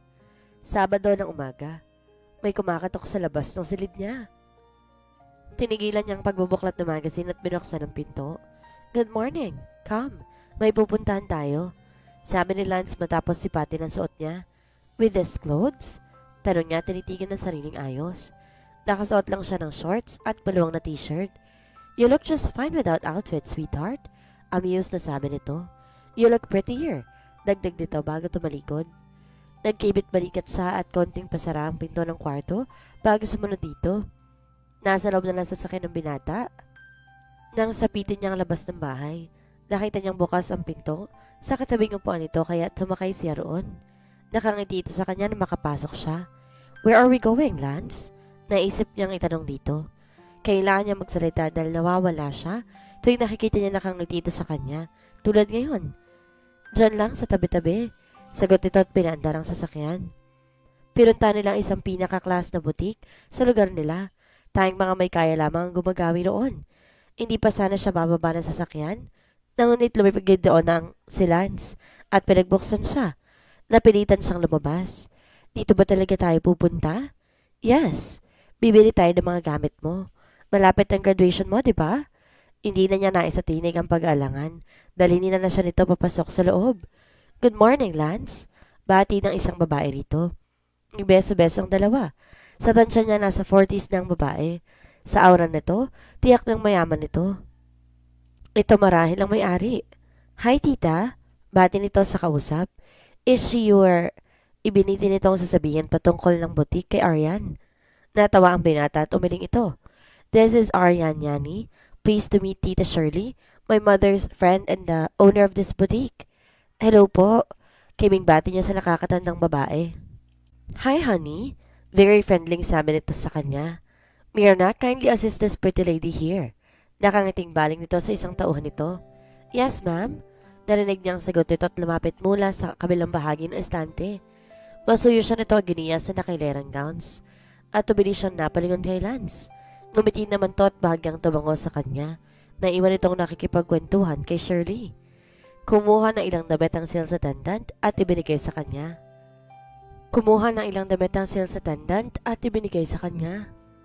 Tinapat niya ito sa sarili habang pinagmamasan sa salamin. Nagagandaan siya sa labas, sa tabas ng isang bestida na tinuro niya. Napakalambot ng tela niyon, ngunit nang itanong niya ang presyo, nag-aatubili siya. "Go! Fit it!" Narinig niyang sabi ni Lance. Wala siya nagawa kundi pumasok sa loob ng fitting room at sinukat na gustong damit. Maganda talaga, naisip niya habang pinagmamasdan ang reflection sa salamin sa loob ng fitting room. "Yani?" Tawag ni Lance sa pangalan niya mula sa labas ng cubicle. Binuksan niya ang pinto para makita nitong kanyang itsura. Ilang sandaling hindi ito makapagsalita na makita siyang suot ang damit na iyon. "Bagay sa'yo." Ibig nito kapag kawan. Binili nila iyon kasama nilang dosena ng underwear at ilang pares pa ng jeans and blouses. Ibig niyang panawan ng ulirat na makitang buong halaga ng mga pinamili. Ngunit parang baliwala naman para sa binata ang babayaran. Kagad to nag-issue ng check para sa kabuang bayad. Pagkatapos doon kumain sila sa isang restaurant. Masayang masaya siya. Hindi sila nagtalo hanggang makauwi na sila. Today is a great day for Aryan. Graduation day niya ngayon. Palingalingasin sa Zoom ng school gym. Nangako sila sa dadalo sa kanyang graduation, ngunit wala pa rin ito. "Congratulations, best friend," sabi ni Ana sa kanya habang iniabot dito ang kanyang regalo. Nakangiti din tinanggap iyon pagkatapos binigay niya rin ang kanyang regalo para dito. Nagyakapan sila. Nakangiting nakamasad sa kanilang mga kapamilya ng kaibigan. Maluha-luha na sila pareho na bitawan nilang isa't isa. "Come, sama ka sa amin," aya ni Ana. "No, wag na. Dito na lang ako." Nakangiti niyang tanggi. Magagalit na naman si Lance kapag hindi ako nadatan dito, dagdag niya. Nag-alanganing umalis ang kaibigan, ngunit nang makitang determinado siya, sa sinabi umalis na rin to. Naupo siya sa isang sila na naroon. Isa-isa na nag-aalisa ng mga tao. Siya lang yatang hindi masaya sa araw na yon. Nakakatawa. Siya ang magna cum laude ng batch nila, ngunit para sa nang gantimpalang yon. Pinagsikapan niyang makamit iyon para sa papang niya, ngunit wala na ito. Nag-iisa na lamang siya. Muli siya napatingin sa relo niya. Napabuntongan niya na mapagtantong halos 1 oras na siya naghihintay sa pagdating ni Lance. Kung narito lang ang papang niya, kasabay ng realisasyong iyon, naisip niyang puntahan to. Bit-bit ang kanyang knapsack, lumabas siya ng campus at nagpara ng tricycle. Nagpahatid sa lugar na alam niyang magiging payapa ang loob niya. I have to go, Paula. Maluman na saan ni Lance sa katipan. Nasa apartment sila ng huli. Hindi niya alam kung ano nakain ng babae at ayaw siyang paalisin ito. Walang kabuluhan ng mga sinasabi nito. At kailangan niyang umalis dahil tiyak niyang naghihintay si Arian sa eskwelahan nito. No, stay here, Lance. Matigas na sagot nito. Alam nitong pupunta lang niyang babaeng yun. Bakit ba? Iritang tanong niya. Because I want to. Napailing siya. You're talking nonsense, Paula. Akmang pipihitin niyang saradura ng pinto upang lumabas ng apartment. Kung aalis ka ngayon, Lance, aalis ka na rin tuluyan sa buhay ko. Babala nito. Hindi siya sumagot, ngunit tinuloy niya ang pagbukas ng pinto at lumabas. Damn you! Sigaw nito at ibinato ang nahagilap na ashtray sa pinto na eksaktong napinid ng binata. Pasara, bago pa tumama ayon sa kanya. Nagpupuyo sa galit si Paula. Makikita mong hinahanap mo, Lance. Nakapamewang nasabi nito sa sarili. Halos wala ng tao sa loob ng school gym na pinagdausan ng graduation. Palingalinga sila sa paligid. Where is she? Nagtatakang tanong niya sa sarili. Napatingin siya sa relo niya.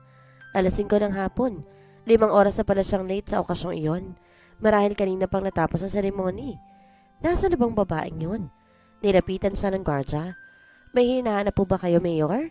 Tanong nito. Oo, nakita mo ba si Miss Raimundo? Oho, pero kanina pa po nakalis. Sumakay po ng tricycle. Tricycle? Nakakulot ng ulit niya. Dinukot niya ang kanyang cellphone sa bulsa. Pipindot na sana siya sa keypad na makitang nakamasid pang gwardiya sa kanya. Salamat, guard. Nakangiti niyang sabi dito. Tumango ito at tumalikod na. Tumawag siya sa bahay at napag-alaman niyang di pa umuwi si Arian. Marahas siyang napailing. Sana naman ito nagsusuot. Minsan napaka-unpredictable nito. Nagsisimula pa namang umulan. Inihinto niya sandali ang sasakyan. Kailangan niya makapag-isip na maayos. Maya-maya pinandar niya ang Grand Vitara. Tinahak niya ang daan papuntang cemetery kung saan nakalibing ang ama ng dalaga. Hindi nga siya nagkakamali. Naroon ito takaupo paharap sa punto ni Mang Damian. Nakasuot pa ito ng toga. Ipinarada niya ang sasakyan sa tabi. Tinawag na to. Arian, halika na. Umuulan na. Hindi ito natitinag mula sa kinaupuan. Unti-unti na itong nababasa, ngunit hindi pa rin ito tumatayo mula sa kinaupuan. Kaya't lumabas na ng kotse ang binata at pabalyang sinara ang pinto. Ngunit nang mapagmasdan ito ang dalaga, unti-unting nawala ang galit na nararamdaman niya. Napansin niyang tahimik ng umiiyak sa harap ng puntod ng ama. Sa ibabaw ng lapida ay may naroon ng medalyang nakamit ito kani-kanina lang. Dahan-dahan niyang itayo ito mula sa pagkakaupo sa damuhan at niyakap. I'm sorry. I'm sorry. Bulong niya rito. Kasalanan niya. Dapat naroon sa kanina bilang guardian nito dahil wala ito ni isa mang kamag-anak na naroon. Kung ilang minuto silang naroon sa ganong ayos, basa na rin si Lance. Kumawala na mula sa kanyang pagkakayakap si Arian. Napangiti ito sa kanya hanggang kapwa na sila tumatawa habang pabalik sa loob ng sasakyan. Kasama ang 25 kapitan ng mga barangay na nasa sakupan ni Lance. Kumain sila sa isang restaurant. Katatapos lang nila sa isang meeting hinggil sa curfew na ipinapatupad sa bawat barangay. Mangilan-gilan lang customers na kumakain doon, kaya hindi nakaligtas sa paningin niya si Paula, kasama ni Cedric sa isang sulok. Alam niyang nakakita siya ng nobya. Saglit siyang napakunot dahil parang baliwala rito, kahit pa nakita niya ito. Pilit niyang inignora ito at itinoon ng pansin sa mga bisita. Kinabukasan, maaga siyang umalis ng munisipyo at dumaan sa isang flower shop. Bumili siya ng mga roses at dumiretso sa bahay ng nobya. Alam niyang nagtatampo lang ito sa kanya dahil hindi ito napagtuunan ng pansin nitong huling mga araw. Ngunit kilala niya ito. Madali itong suyuin. Kumatok siya ng 3 beses sa pinto bago yung nabuksan. Oh, hi! Bati ni Paula sa kanya. Iniabot niya rito ang daladalang bulaklak. Thank you. Walang emosyong sabi nito at baliwalang nilapag ang mga bulaklak sa isang tabi. Napatiimbagang ang binata na makitang nasa sala si Cedric. He's all I want, Lance.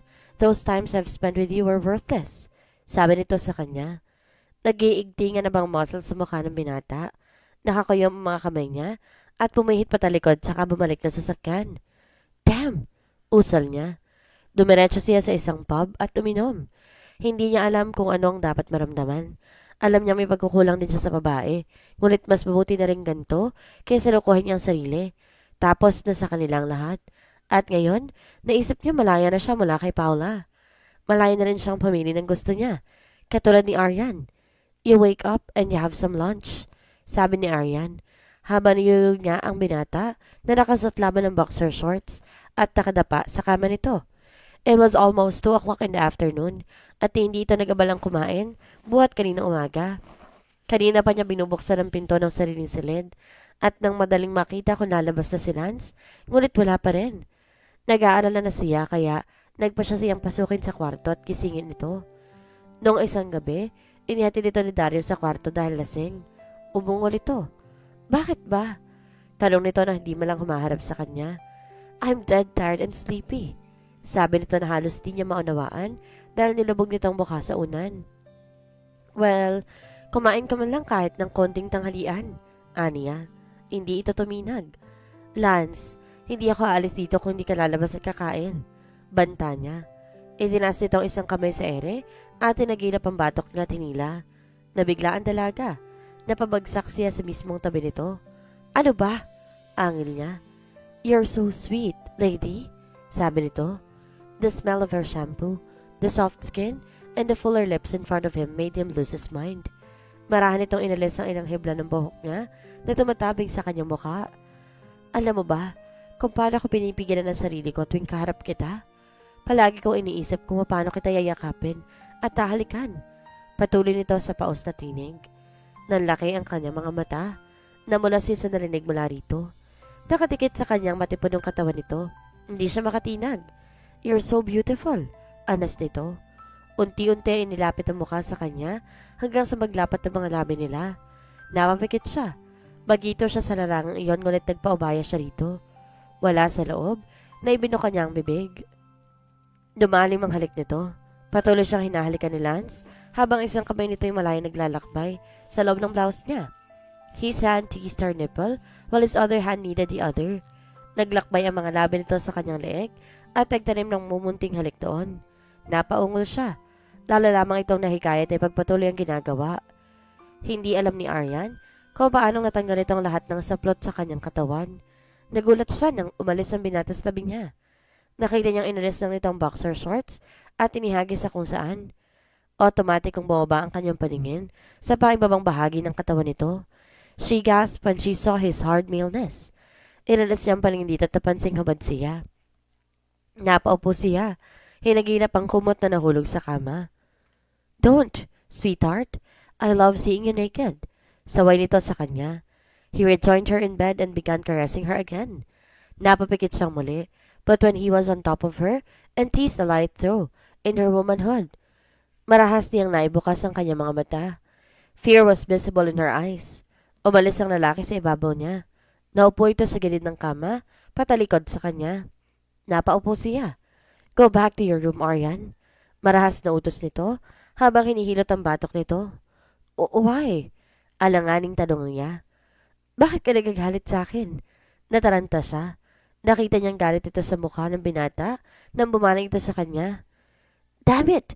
Hindi ako galit sa'yo. Angin nito. Galit ako sa sarili ko. Alam kong inosente ka sa ganitong bagay pero tinukso kita. Please, leave this room now or else. Or else what? I will make love to you now at wala kang bawian. Hindi na kita bibigyan pa ng pagkakataong umalis pa sa kwartong to. Pahayag nito sa nahihirapang tinig. Then, I'll stay. Kung meron mang lalaki na maaari niyang paghandugan ng lahat-lahat sa kanya, ay si Lance iyon at wala ng iba. Napatitig ito sa kanya. Inaarok sa mga mata niya ang kaseryosohan sa kanyang sinabi. Muli siyang hinalikan pagkatapos ay ilang sandali. His tongue and hands roamed her body again. She moaned as he pleasured her.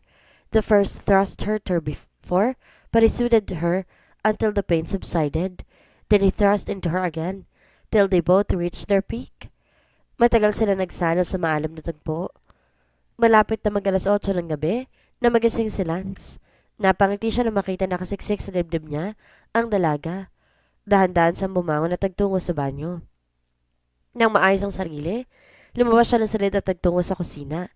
Sa mga gantong oras, wala nang katulong at naroon ito sa servant's quarter. At gaya ng binili niya sa mga ito, nakakain ng pagkain sa dining table. Sakali man gusto niyang kumain, hindi na niya kailangan pang tawagin ng mga to. Naglagay siya ng pagkain sa tray. Dinala yon sa kwarto niya. Nang mailapag ang daladalay, ginising niya si Yani. "Wake up, beautiful," nakangiti niya sabi. "What time is it?" Marahang tanong nitong nagpalingalinga. "Past 8. Nakangiti pa rin sagot niya. The sight of her body made him want to make love to her again. "Where are my clothes?" Namula ito ng malalang nangyari. Hinagilap itong kumot at itinabing sa hubad na katawan. "You are still sexy in that outfit, sweetheart," pahayag niya. "I wish I could paint you, Lance, with the paradise as the background. I'm glad to know things like that, Lance. Come here." He pulled her toward him, then drew her tightly. "You're mine now, sweetheart. Only mine." Then he kissed her forehead. Napapikit ito. Despite of the uncertainties in her mind, masaya pa rin si Arya na tinihandog niyang sarili sa lalaking ito na pinakamamahal niya. Kung ano man ang mangyayari pagdating ng panahon, sisikapin niyang pangatawanan. Marahan siyang bumuntong hininga. Pinigilan niyang mapaluha. "What do we have for dinner?" Tanong niya nang kumawala mula sa pagkakayakap nito. "We have adobo and corn soup here. Oh, tomorrow we'll eat outside, sweetheart." Anito habang tinatanggal ang takip ng pagkaing dala.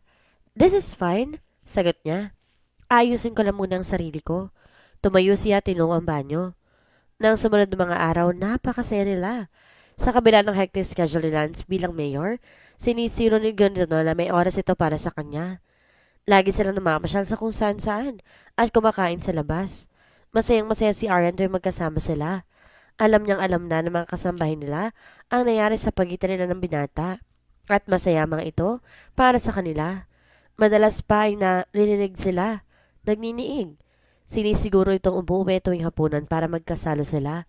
Tuwing may meeting ito sa labas ng lungsod, sinasama siya palagi. "Come in, Rona." Tukoy niya sa sekretarya sa pag-akalang ito ang kumatok sa pinto. "Good morning, darling." Bungad ng dating nobya. Napaangat ang mukha niya sa binabasa. "Paula?" "Yes, it's me." Natatawang sagot nito. "I miss you, darling." Patuloy nito na yumakap mula sa likod niya. "I thought I'm worthless, and that Chinese guy is all you want." Paalala niya at baliwalang tumayo mula sa pagkakaupo. "Galit lang ako noon kaya ako nasabi yon. It's you that I love, Lance." "Don't give me that crap, Paula. I saw him in your house, right there and then. We're over. Bago mo pa sinabi sa akin na siya ang gusto mo at hindi ako." Aniya at muli umupo sa swivel chair niya at binalik ang mga mata sa binabasa. Marahas ang ginawang paghinga ng babae. "You are mine, Lance. Alam kong galit ka lang sa ginawa ko and I kinda like it, darling. It only tells me how much you love me." Bumaning ito sa pinto upang lumabas. Tinignan muna siya nito, ngunit hindi siya nakatingin dito. Hindi ako papayag na maagaw ka sa akin ng Arya na yon. Nilisa na nito ang kanyang opisina. Dinay na bala pa ang sariling ibutones ang harapan ng damit na nagpapalitaw sa kanyang magandang cleavage. "Good morning, sweetheart." Bati ni Lance sa kanya na makasabay silang lumabas buhat sa kanilang mga silid. Kasalukuyan nito inaayos ang polo na suot. Her unbuttoned dress revealed her delicious cleavage and it made him hard. Goodness! They made love last night like it was their first, and it was so absurd feeling like this, just seeing the sight of it. Lumapit siya sa kasintahan. The vision of his nipple made her stop. Yumuko siya. Then she placed the tip of her tongue on it. He groaned it. "Aryan, or else you will be made love to all day." Banta nito. "Please stay," she said. "I'd like to, sweetheart. There's nowhere in this world that I want to be than with you. Alam mo ba yun? Kaya lang may tatapusin pa ako ngayon sa opisina." "Then let me finish this," aniya. Itutuloy niya na sana ang pagbobotones ng damit nito na may naamoy siyang di kanais-nais sa lalaki. "What's that smell?" Biglang natutup ang bibig at umurong ng isang dipa kay Lance. "What smell?" Kunot noong tanong nito at inamoy ang sarili. Naisip itong aftershave na ginamit ang naamoy nito. "O sige, hindi ko na gagamitin ulit to." Napatingin to sa wristwatch. I have to go, sweetheart. At mabilis itong ginawa ng halik ang kanyang mga labi. Bumalik ang dalaga sa kanyang silid at pumunta sa terrace. Mula roon pinanood niyang binata habang naglalakad ito patungo ng sasakyan nito. Nang mamataan sa nito'y kumaway muna ito bago pumasok sa loob ng Ford Expedition. Nang mawala na sa paningin niyang SUV, bumalik na siya sa loob ng kwarto at naupo sa gilid ng kama niya. Naisip niya kung ano mangyayari sa buhay niya ngayon. She was definitely in love with this guy. Hindi niya alam kung anong damdamin meron ito sa kanya. Naalala niya ang sinabi nito noong unang pagkakataon na ang nangkin siya nito. Napabuntong hininga siya. Ang mga salitang iyon nagsasaad lamang na siya ay pag-aari na nito. Ni hindi niya narinig na sinabi nitong mahal siya nito. Alam niyang kasalanan din niyang lahat dahil hinayaan niyang kumawala ang tinatagong damdamin niya para kay Lance. Napapikit siya ng mariin. Pakiramdam niya hindi na niya hawak ang sariling buhay. Ngunit saka na lang niya isipin kung ano lang muna niya ang sariling mahaba at nag-iilo siya na nararapat gawin sa buhay. Sa ngayon, hahayaan niya lang muna yon. Mahal din siya ng tanging lalaking minahal niya. Hinagip niya ang kumot at natulog muli. Nag-uusap si Lance at ang kaibigan nitong si Mark sa isang restaurant. They've been friends since college days. Sa Malina pa sila nag-aral noon. Panay ang kwentuhan nila. Noong isang araw lang ito dumating dahil sa Malina naman ito nagtatrabaho. Pati na ang law firm na ito ay nakabase din doon. Hindi nila namalayan ng paglapit ni Paula sa table nila. Hello guys! Masayang bati nito sa dalawang lalaki. Hinagkan nitong bigla ang mga labi ni Lance at umangat ang paningin niya rito. Hi Lance! Kailan bang handaan para dyan? Gusto ko nang makahigop ng mainit na sabaw. Nakangiting sabi nito. Bakit ano nga lang dito sa kaibigan mo, Mark? Nakangiting sagot nito. Why are you here, Paula? Lance asked coldly. Hindi niya nagustuhan ang ginawi ng dating katipan. Ilang buwan nang wala silang relasyon para magpakita pa rin to ng ganon sa kanya sa harap ng ibang tao. Hindi nakaligtas kay Mark ang coldness sa kaibigan ng babae. Nagtataka ito kung bakit ang alam nito, malapit na ikasal ang dalawa. Family friend ng mga pamilya ni Paula. I am with Nelly, sagot ni Paula. See you, darling. Bye, Mark. Yun lang at naglakad ito pabalik sa mesa kung saan naroon ang kasama nitong kapatid. Ilang saglit pa'y lumabas ng restaurant ang dalawa. Paula is so sweet. Umpisa ni Mark. Hindi lingid sa kalaman ni Lance ang gustong itanong ng kaibigan na dinala lamang sa ganong pangungusap. We've been through months ago. Pagbibigay alam niya. What? Hindi nito na ituloy ang pagtusok sa beefsteak nito. I thought you're going to tie the knot this year. Mahabang kwento pare, and I am in love with someone else. Napatitig sa kanyang abogado. Alam nitong maling mag-good time ang kaibigan ng college days nila. At madali rin para sa kanya magpalit ng nobya dahil sa kagapuhan niya. Ipinagtaka nga nitong balitang nabasa tungkol sa engagement niya at kay Paula, ngunit naisip nitong marahil nagsawa na siya sa pagiging certified bachelor, kaya gusto nang lumagay sa tahimik. Ngunit iba na pala ang sinasabi niyang mahal niya ngayon, at hindi siya basta-basta umaamin ng damdamin niya. That woman must be that great kaya nagkaroon ng ganong damdamin si Lance. I'd like to meet her, pare. Sabi nito tinuloy sa bibig ang munting slice ng steak gamit ang tinidor. Of course. One of these days, ipapakilala kita sa kanya.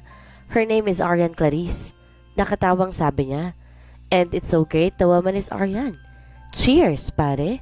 Anito, tinaas ang baraso sa ere. Napatawang binata, tinaas din ang sarili kabila. Hi, sweetheart. Tinig buhat sa linya ng telepono. Get ready. I'll pick you up at 7. Kakain tayo sa labas. Okay. Sagot ni Arian. Hindi may kakailang hapo sa galak na boses ito. Napabuntong hininga siya. Hindi pa sa napakabisi na araw ng binata sa loob ng opisina nito. Hindi siya nito nakakalimutang tawagan. Ibinaba niya ang receiver sa cradle nang wala nang kausap sa kabilang linya. Nang gabing yun umuwi si Lance upang sunduin ng nobya. Where's Arian? Tanong niya sa katulong pagkapasok niya sa loob ng bahay. Nasa kwarto po niya, Mayor. Sagot nito. Arian. Tawag niya sa pangalan ng babae at binuksan ang pinto ng kwarto nito. Nakita niyang nakahiga ito sa kama at suot pa rin ang pajamas. Nangunot ang noon niya. I don't feel like doing out tonight, she said as she grabbed the pillow and hugged it. Tuluyan siyang pumasok ng silid. May dinaramdam ka ba? Halos hindi ka na lumalabas ng kwarto mo, tanong niya. Nitong mga huling araw, sabi ng katulong nang tumawag ako, kaninang tanghali hindi ka raw nag-aagahan. Ang bahagyang nakain mo na ng tanghalian, sinuka mo pa. Ano nangyayari sa'yo? Tell me, sweetheart. Nothing, Lance. Ibig tumulo ng luha ni Aryan. Napapansin na nag-aalala ang mukha ng lalaki. I just want to sleep, she added. At pumihito patalikod sa kanya at agad niyang matutulog muli. But you've been sleeping all day.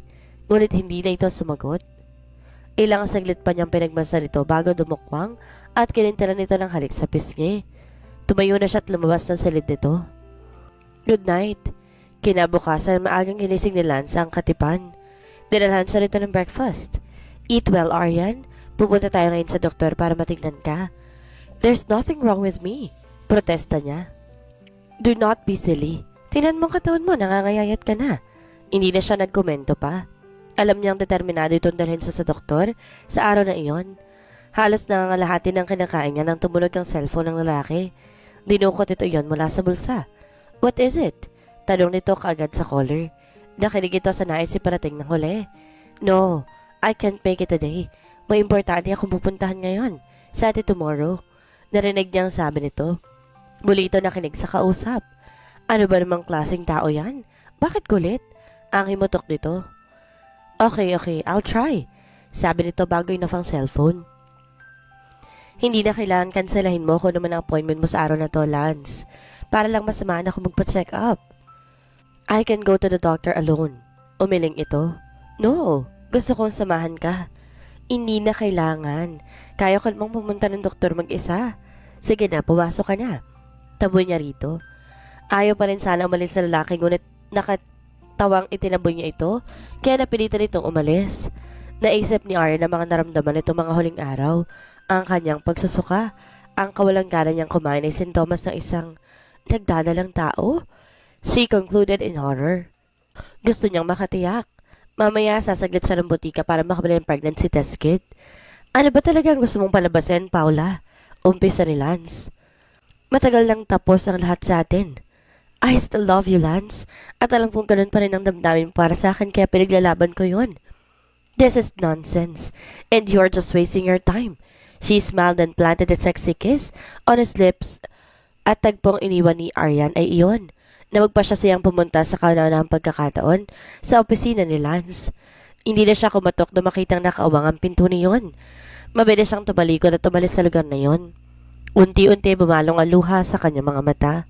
Kailangan niya makalayo dahil baka doon pa siya mag-breakdown. Pumarak agad siya ng tricycle at nagpahatid sa bahay ni Lance. Halos tinakbo niya ang hagdanan pa itaas. Na makapasok sa loob ng kwarto, sa kanya binuhos ang sakit na nararamdaman. Hindi niya alam kung gaano katagal na siya. Kasalanan niya kung bakit siya nasasaktan ng ganoon.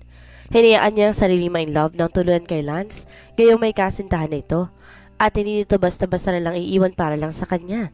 Buntis siya, ayon sa resulta ng home pregnancy test na binili niya kanina.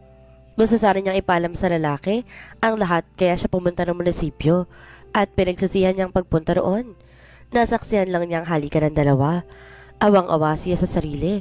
Hindi yan na malayang nakatulog na pala siya dahil sa sama ng loob.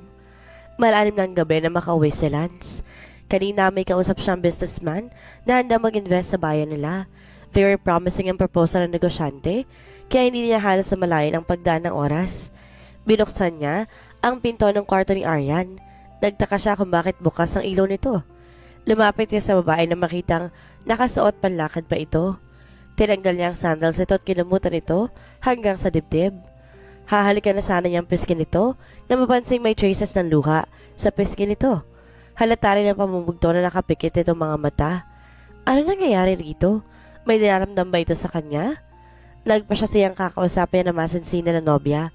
Bukas sa bukas din. Hinalikan niya ang mga labi nito bago petray ang ilaw at lumabas ng kwarto nito. Kinabukasan, nakapaligo na nakapagbihis na si Aryan nang may narinig siyang kumatok. Inakala niyang aalis na maaga si Lance dahil narinig niya kaninang maaga na naman itong tinawagan ng sekretary nito. Ngunit hindi ito ang kaya napagbosan, kundi si Paula. Dahagyang tumaas ang isang kilay nito. I'd like to give this to you. Anito at binigay sa kanya isang mint green envelope na may mga mumunting palamuti sa labas. Wala naman sa loob na tinanggap niya iyon. Kung ay nakakala mo magkakatuluyan kayo, nagkakamali ka. We have a little misunderstanding these past few months, kaya napapabalik sa iyong paningin niya. Pari nang lumalapit sa manok eh. She smiled mockingly. Please, go.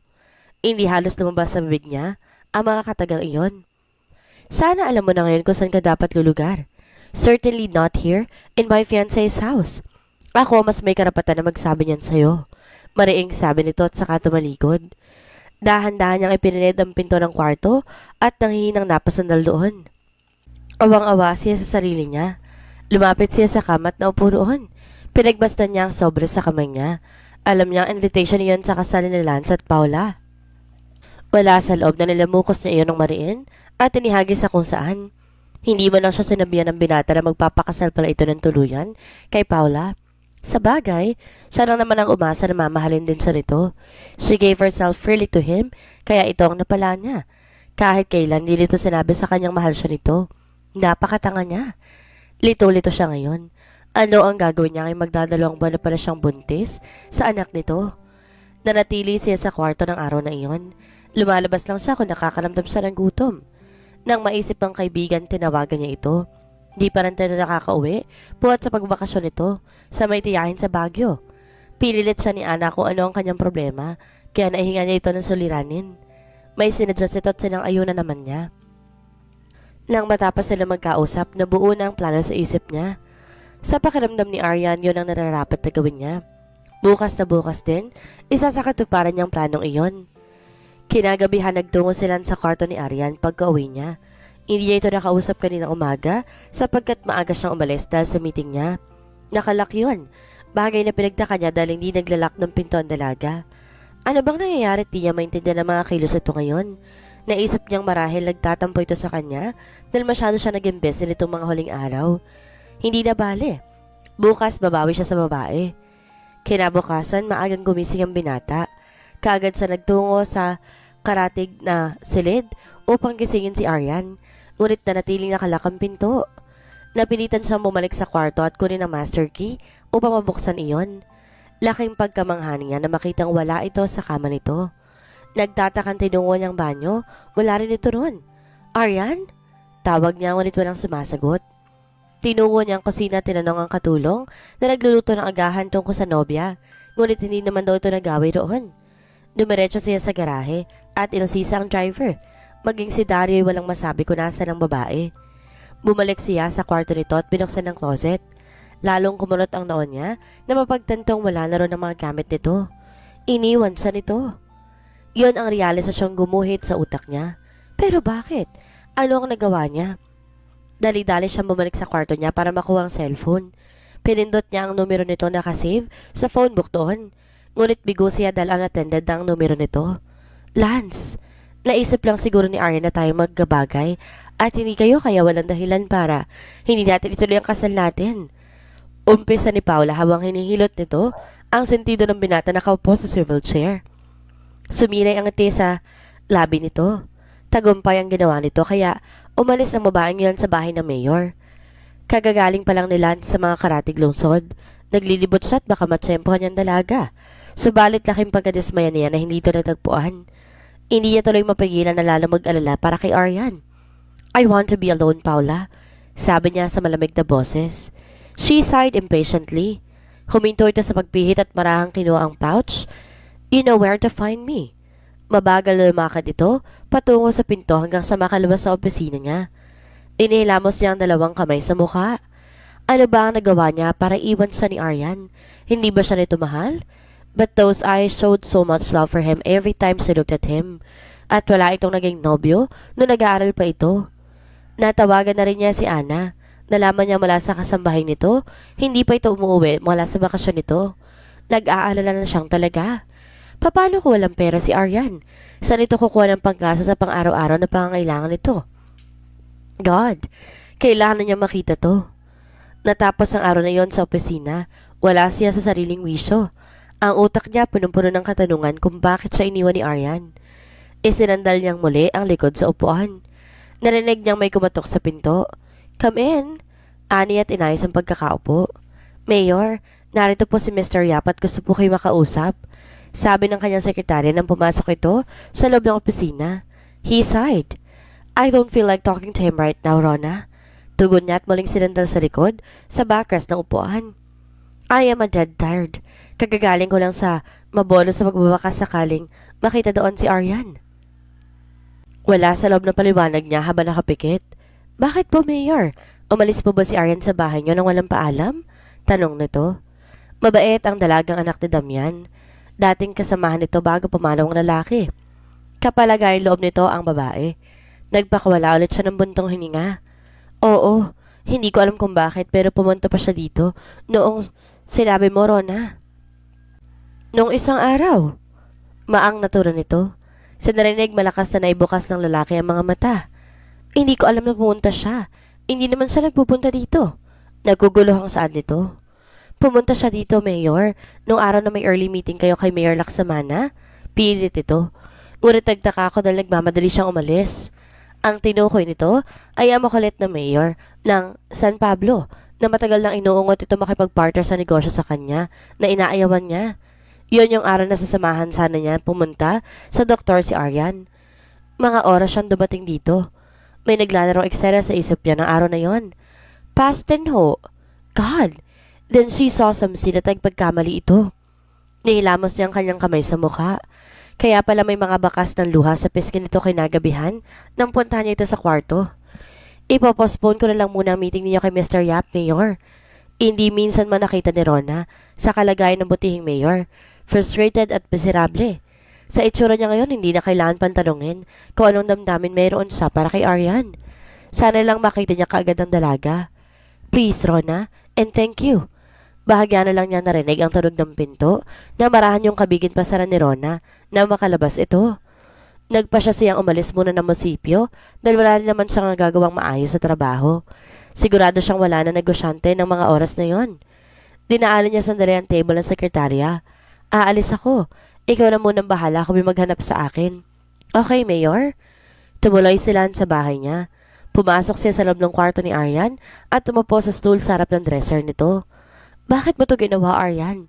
Tanong niya sa isip. Bakit di mo man lang ako hiniyaang magpaliwanag? Himutok niya. May napansin siyang kung ano nakasuksok sa gilid ng dresser nito. Wala sa loob na kinuha niya iyon. Nangunot ang noon niya habang inaayos niyang envelope. Santos Cervantes Nuptial, ayon sa nabasa niya. This is great. Turan niya sa sarili. Natumba niyang trash can na mapaatras siya at sumambulat ang laman niyon. Napatingin sa roon. May isang supot ng butika na napalayo sa kalamian ng basura. Pinulot niya iyon. Nanginginig ang kanyang mga kamay na makita ang pregnancy test kit na nakasulat sa papel.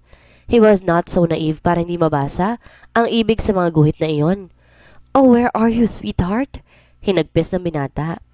Natatakot na siya sa maaaring mangyari kay Aryan. Ang ginawa ni Paula at ang kalagayan nito ang siya naging dahilan, kaya pinili pa nitong umalis sa poder niya. Hindi mapapatawad ang sarili kung may mangyari man dito. She might appear stubborn and hard-headed kapag binubuli niya, but she was so frail na marahil defense mechanism lang nito ang ugaling iyon. Nang maisip ang dating katipan, nagmamadali siyang lumabas ng silid upang magtungo sa garahe. Nadaanan niya si Dario na kasalukuyang nagkakape. Sinenyasan niya itong ipagpatuloy ang pagkakape nito dahil siya na nagmamaneho. Na makarating sa apartment ni Paula, kagad sa moba na sasakyan at tinuwa ang pinto. Nakailang katok lang siya at binuksan niya ng dalaga. Kumawala ang matamis ng ngiti sa mga labi nito na mapagsinong kumatok. What brought you here, darling? Come in. Masiglang sabi nito. Bakit mo to nagawa, Paula? Madilim ang anyo na inihagis sa rito ni Lamuko sa invitation card. Nawala ng kulay ang mukha ng babae. Suddenly, fear rose to her flawless cheeks. She had never seen him this angry before. I want you back. Kaya ginawa ko yun. She stammered. I love you so much, Lance. At tumagulhol ito. Unti-unti nawala ang galit sa kanyang mukha. Naawa siya rito. Nagpakawala siya ng bundong hininga. Paula, what we had is gone forever. Aniya. Kahit hindi dumating sa buhay ko si Aaron, maaaring hindi pa rin tayo magkakatuluyan dahil marahil yun ang nakatadhana sa atin. Maaaring nagkasundo tayo sa isang bagay pero yun lang yun. We both know that we don't really share this thing called love. I don't actually know such until I met Aryan. Tulalang napatingin si Paula sa kanya. And all I want from you is to be happy for me. He stayed a little while and then slowly turned his back and walked away. Paula watched him sadly. Alam nito na yun ang huling pag-uusap nila ng binata. Hindi alam ni Lance kung saan nakagilapin si Aryan. Natatakot na siya at baka kung ano maaaring nagawa nito sa sarili. Alam niyang gulong-gulong isip ito ngayon at gusto niyang sipain ang sarili dahil hindi man lang niya napansin na may dinaramdam na pala ito sa kanya at hindi pa niya nalalaman. Kaya pala may napapansin na siyang kakaiba rito. Nagpa siya siyang punta ng bahay ng mga magulang. He needed someone to talk to right now dahil kung hindi baka mabaliw na siya ng tuluyan. Oh, ano bang nakain mo't naisip mong bisitahin kami ngayon? Nakangiting bunga ni Governor sa anak na makitang papasok siya sa loob ng dining room. Good morning, ma. Bati niya sa ina bago humalik sa pisngi nito. Hello, honey. Sagot nito. It isn't morning. It's almost noon. Halika't kumain ka muna. Serenya sa nitong katulong na ipaghain ng anak. What's the problem, iho? Tanong ni Governor sa anak. So, you think I have a problem? He pulled one chair and sat in front of his mother. Kumuha siya ng kanin at ulam. Nakalimutan na pala niya pati ang kumain. No, I wasn't thinking, son. It's all over your face. Lorna looked at her son closely. Lalo pa naging wavy ang kanyang buhok na tila hindi na yata siya nagsusuklay. Ang mukha niya napapalibutan ng mga tumubong balbas. I'm in love, deklara niya. Oh, that's not a problem, iho. Who's the lucky girl? Nais malaman ng gilang. Aryan, but she went away. Laglag balikat na sabi niya. Then chase her, son. Ano matandang lalaki. I've been searching for her for days, and she's pregnant with my child. She is what? Shocked na tanong ng kanyang ina. Oh my, mas lalong dapat mo siyang hanapin at baka mapano na sila ng apo ko. Alam mo, unang kita ko pa lang sa batang yon, alam ko nang siyang para sa'yo. I've seen her in love eyes, para... She stopped in mid-sentence. Wait, did you tell her that you love her? Nakakarot noong napaangat ang paningin ni Lance dito. Napailing siya. I thought that was not necessary anymore. I showed her how much I love her.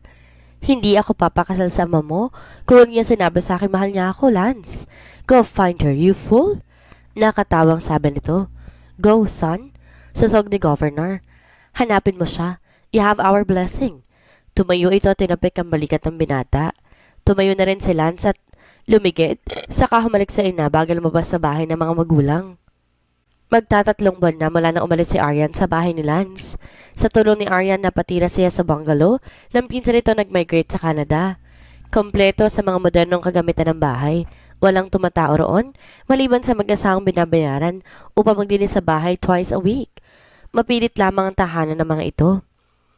May naitabi pa naman siyang pera dahil hindi niya nagamit hanggang natapos siya sa kurso si Lance ang sumagot sa lahat ng gastos. Nagpapasalamat siya at kahit malayong matalik na kaibigan, nagawa pa rin siya nitong tulungan. Kaagad itong naayos ang pagtira niya sa bahay na iyon pansamantala. Gulong-gulong damdamin at isipan niya. Mahal na mahal siya ni Lance at maaaring panagutan nito ang kanyang dinadala. Ngunit isang kasakiman kung itatali niyang lalaki sa kanya gayon si Paula ang gusto nitong pakasalan. Nahimas niya ang pumipintog na tiyan. Kawawa ang baby niya. Kung sana'y narito lang ang papang niya, alam niyang mamahalin pa rin siya nito sa kabila ng lahat. Alam niyang mauunawaan siya ng yumaang magulang. Pakiramdam niya nag-iisa siya sa mundo. Lance! Nagulat pa si Ana na makabangga ng lalaki. Isang araw na namin ito ng groceries sa isang convenience store. Dadali nito ang mga iyon kay Aryan. Hello, Ana. Bati din ni Lance. Nakauwi ka na pala. Oo, no isang araw lang. Kamusta na? Eto, ilang buwan na naghahanap sa kaibigan mo. Nakikita nitong lungkot sa kanyang mukha. Well, I guess we can talk about it over a cup of coffee. Anito. Pumunta nga sila sa isang coffee shop. Ana, your best friend is pregnant with my child. Please help me find her. Alam kong kakauwi mo pa lang at sigurado kung pagod ka pa hanggang ngayon. Pero nakikiusap ako. Kilala mo si Aryan. Maaaring alam mo kung saan siya pwedeng pumunta. Napalunok ang dalaga. Hindi ko alam kung nasan siya, Lance, pero kukontakin kita sakaling makita ko siya. Ilang sandali pang nag-usap ang dalawa bago nagpaalaman. Nakarating si Ana sa kinaroroonan ni Aryan. Inilapag nito mga supot ang grocery sa sofa. Nag-abala ka pa niyan. Makakabili naman ako dyan sa grocery store sa tapat eh. Nakangating bungad niya sa kaibigan. I saw Lance. Pagbibigay alam nito, tumupo sa may sofa. Tumabi siya rito. He looked hurt and devastated, Aryan. He was searching for you for months. Hindi mo akalain pero tumandang bigla mukha niya ngayon. Alam niyang buntis ka sa kanyang anak. Napamaang siya sa kaibigan. Pagkatapos ay binalay sa ibang direksyon ng paningin. Dala lang siguro na naisip niya obligasyon sa akin, kaya siya naghahanap sa akin. Umiling ito. Hindi yan ang nakikita ko sa mga mata niya. Hindi siya masasaktan kung hindi kanya mahal. Si Paul ang mahal niya. Kaya nga pinakasalan niya eh. I just gave myself to him freely kaya eto ang napala ako. Bumuntong hininga ito. I hope pagbibigyan mo siya ng pagkakataon makapagpaliwanag. Ayoko nakikita ka nahihirapan. Yumakap siya sa kausap. I'll get by, Ana. Mom, nakita mo ba yung bagong bili kong sandals? Tanong ni Ana sa ina. Balak niyang bisitahin ng kaibigan ngayong araw na to. Titingnan din niya kung kakasya pa ba rito mga dala niyang maternity dresses. Parang naroon pa sa may likuran. Pinalaban ko yun kay Saling kahapon dahil maputik. Sagot nito. Kasalukuyan ta nagpapahinga sa may sala. Ano ba yung binabasa mo? Kasal ng dating nobya ni Mayor Cervantes. Hindi niya akalaing makakasal siya sa ibang lalaki. Akala ko pa matatali ang babaeng to sa mayor natin. Pero eto't sa isang businessman din na taga Manila na ikasal. Hay nako, ang pag-ibig talaga. Mom, pabasa nga muna. Sabi niya at kinuha ang diaryo mula rito. Binasa niya ang nakasulat doon. Paula finally tied the knot with her handsome businessman boyfriend. Napalunok siya. Hindi pa na nagkatuluyan sina Paula at Lance. Anang isip niya. Kailangan kong umalis ka agad. Ibinigay mo lang sa inang babasahin. Sige mo, maalis muna. Paalam niya sa ina. Pupunta ka ba kay Aryan? Tanong nito. Opo, sagot niya. Ang alam lang ng mami niya may suliranin ng kaibigan. Ngunit hindi niya sinabi rito kung anong klaseng problema ang hinaharap ngayon ni Aryan. Nag-warning knock muna siya bago initan sa radura ng pinto sa opisina ni Lance. Cancel all my meetings, Rona. Narinig niyang sabi nito. Nakasana rito sa upuan at nakapikit. Inakanan nitong siya ang sekretarya nito. Lance. Bumukas ang mata ng lalaki. Malungkot siyang umiti na makitang nakatangkod sa kanyang kaibigan ng babaeng minamahal. Hi, Ana. Nagpakawala ito ng hangin bago nilapag sa kanyang mesa ang kapirasong papel. I'm sure Aryan will hate me for this. Pero ito lang pinakamalaking may tutulong ko sa kanya. Anito, just promise me one thing, Lance. What is it? Naguguluhang tanong niya. Promise me not to hurt my best friend. I promise. Napatayo siya na makitang address na nakasulat sa kapirasong papel na iyon. Sumilay ang ngiti sa kanyang mga labi. Salamat, Ana. Marahang tumungo ang babae at lumabas na ng salid na iyon. Nagmamadali siyang nagpaalam sa sekretarya na may pupuntahan siya. Narinig niyang may kumatok sa pinto. Naisip niya kaagad na si Ana iyon dahil wala namang bumibisita sa kanya maliban dito. Pinatay niya ang burner bago tinungo ang front door. Hawak ng kaliwang kamay ang tiyan niya na binuksan ang pinto. Kasalukuyan nagluluto ng ulam si Aryan. Nawala ang ngiti sa mga labi niya na makitang hindi ang kaibigan na nasa labas. Lance! Sumilay ang alanganing ngiti sa kanyang mga labi. How she missed this man so much. Gusto niya itong yakapin ngunit pinigil niya ang sarili. Tama si Ana. Tumanda ang lalaki kaysa edad nito. Mahaba ng buhok nito at may balbas na rin sa mukha. Hindi nito naiilas ang paningin sa babae. Gusto siya nitong ikulong sa mga bisig. Napansin nitong lalo siyang gumanda sa maternity dress na suot. For you, sweetheart. Iniabot ito sa kanyang dalang bouquet ng rosas. Thank you. She blinked away the tears in her eyes before he could see it. Pasok ka. Pumasok ito sa loob ng bahay at naupo. Dadalhan kita ng kape, aniya. Tumango ito at pinanood siya maglakad patungo sa kusina. Nagtimpla siya ng kape nito. Hindi makikita mula sa salang loob ng kusina, kaya naupo siya sa silya. Napatungo siya. Hindi niya alam na umiiyak na pala siya. Naisip ni Lance sa paghintay sa kanya, kaya sumunod ito sa kanya sa kusina. Kaagad nang lumapit na makita siyang lumuluha. Hush, sweetheart. I'm sorry. Sabi nitong yumakap sa kanya. Kung ilang minuto siyang umiiyak sa dibdib nito. Patuloy ito sa paghagod sa likod niya hanggang nahimasmasan siya. Humarap siya sa lalaki. Masuyo nitong pinahid ang luha sa magkabilang pisngi niya. My father was my only family, Lance. I feel so alone nang mamatay siya kaya pinatira mo ako sa bahay mo. Nagkaroon ako ng pagkataong makapalapit sa iyo. at mangarap na mahal mo rin ako. But I love you, sweetheart. Lumunok siya na marinig ang pagtatapat nito ng pag-ibig.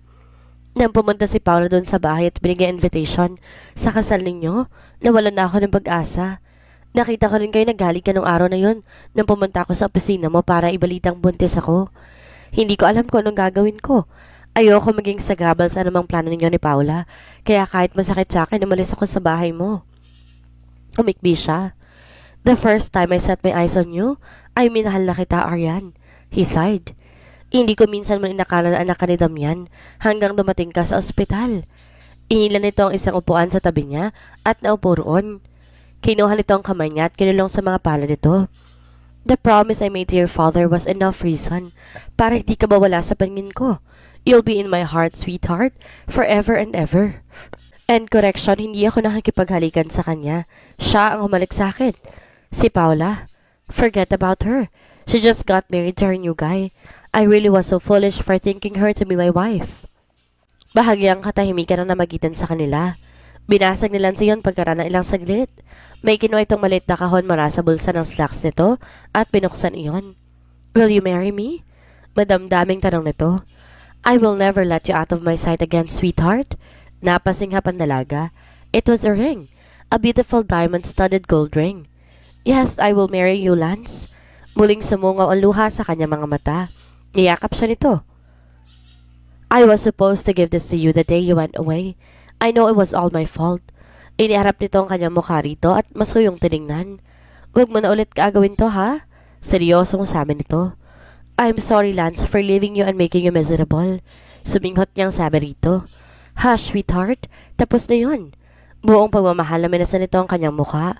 I love you. I love you too, Lance. At muli silang nagyakap.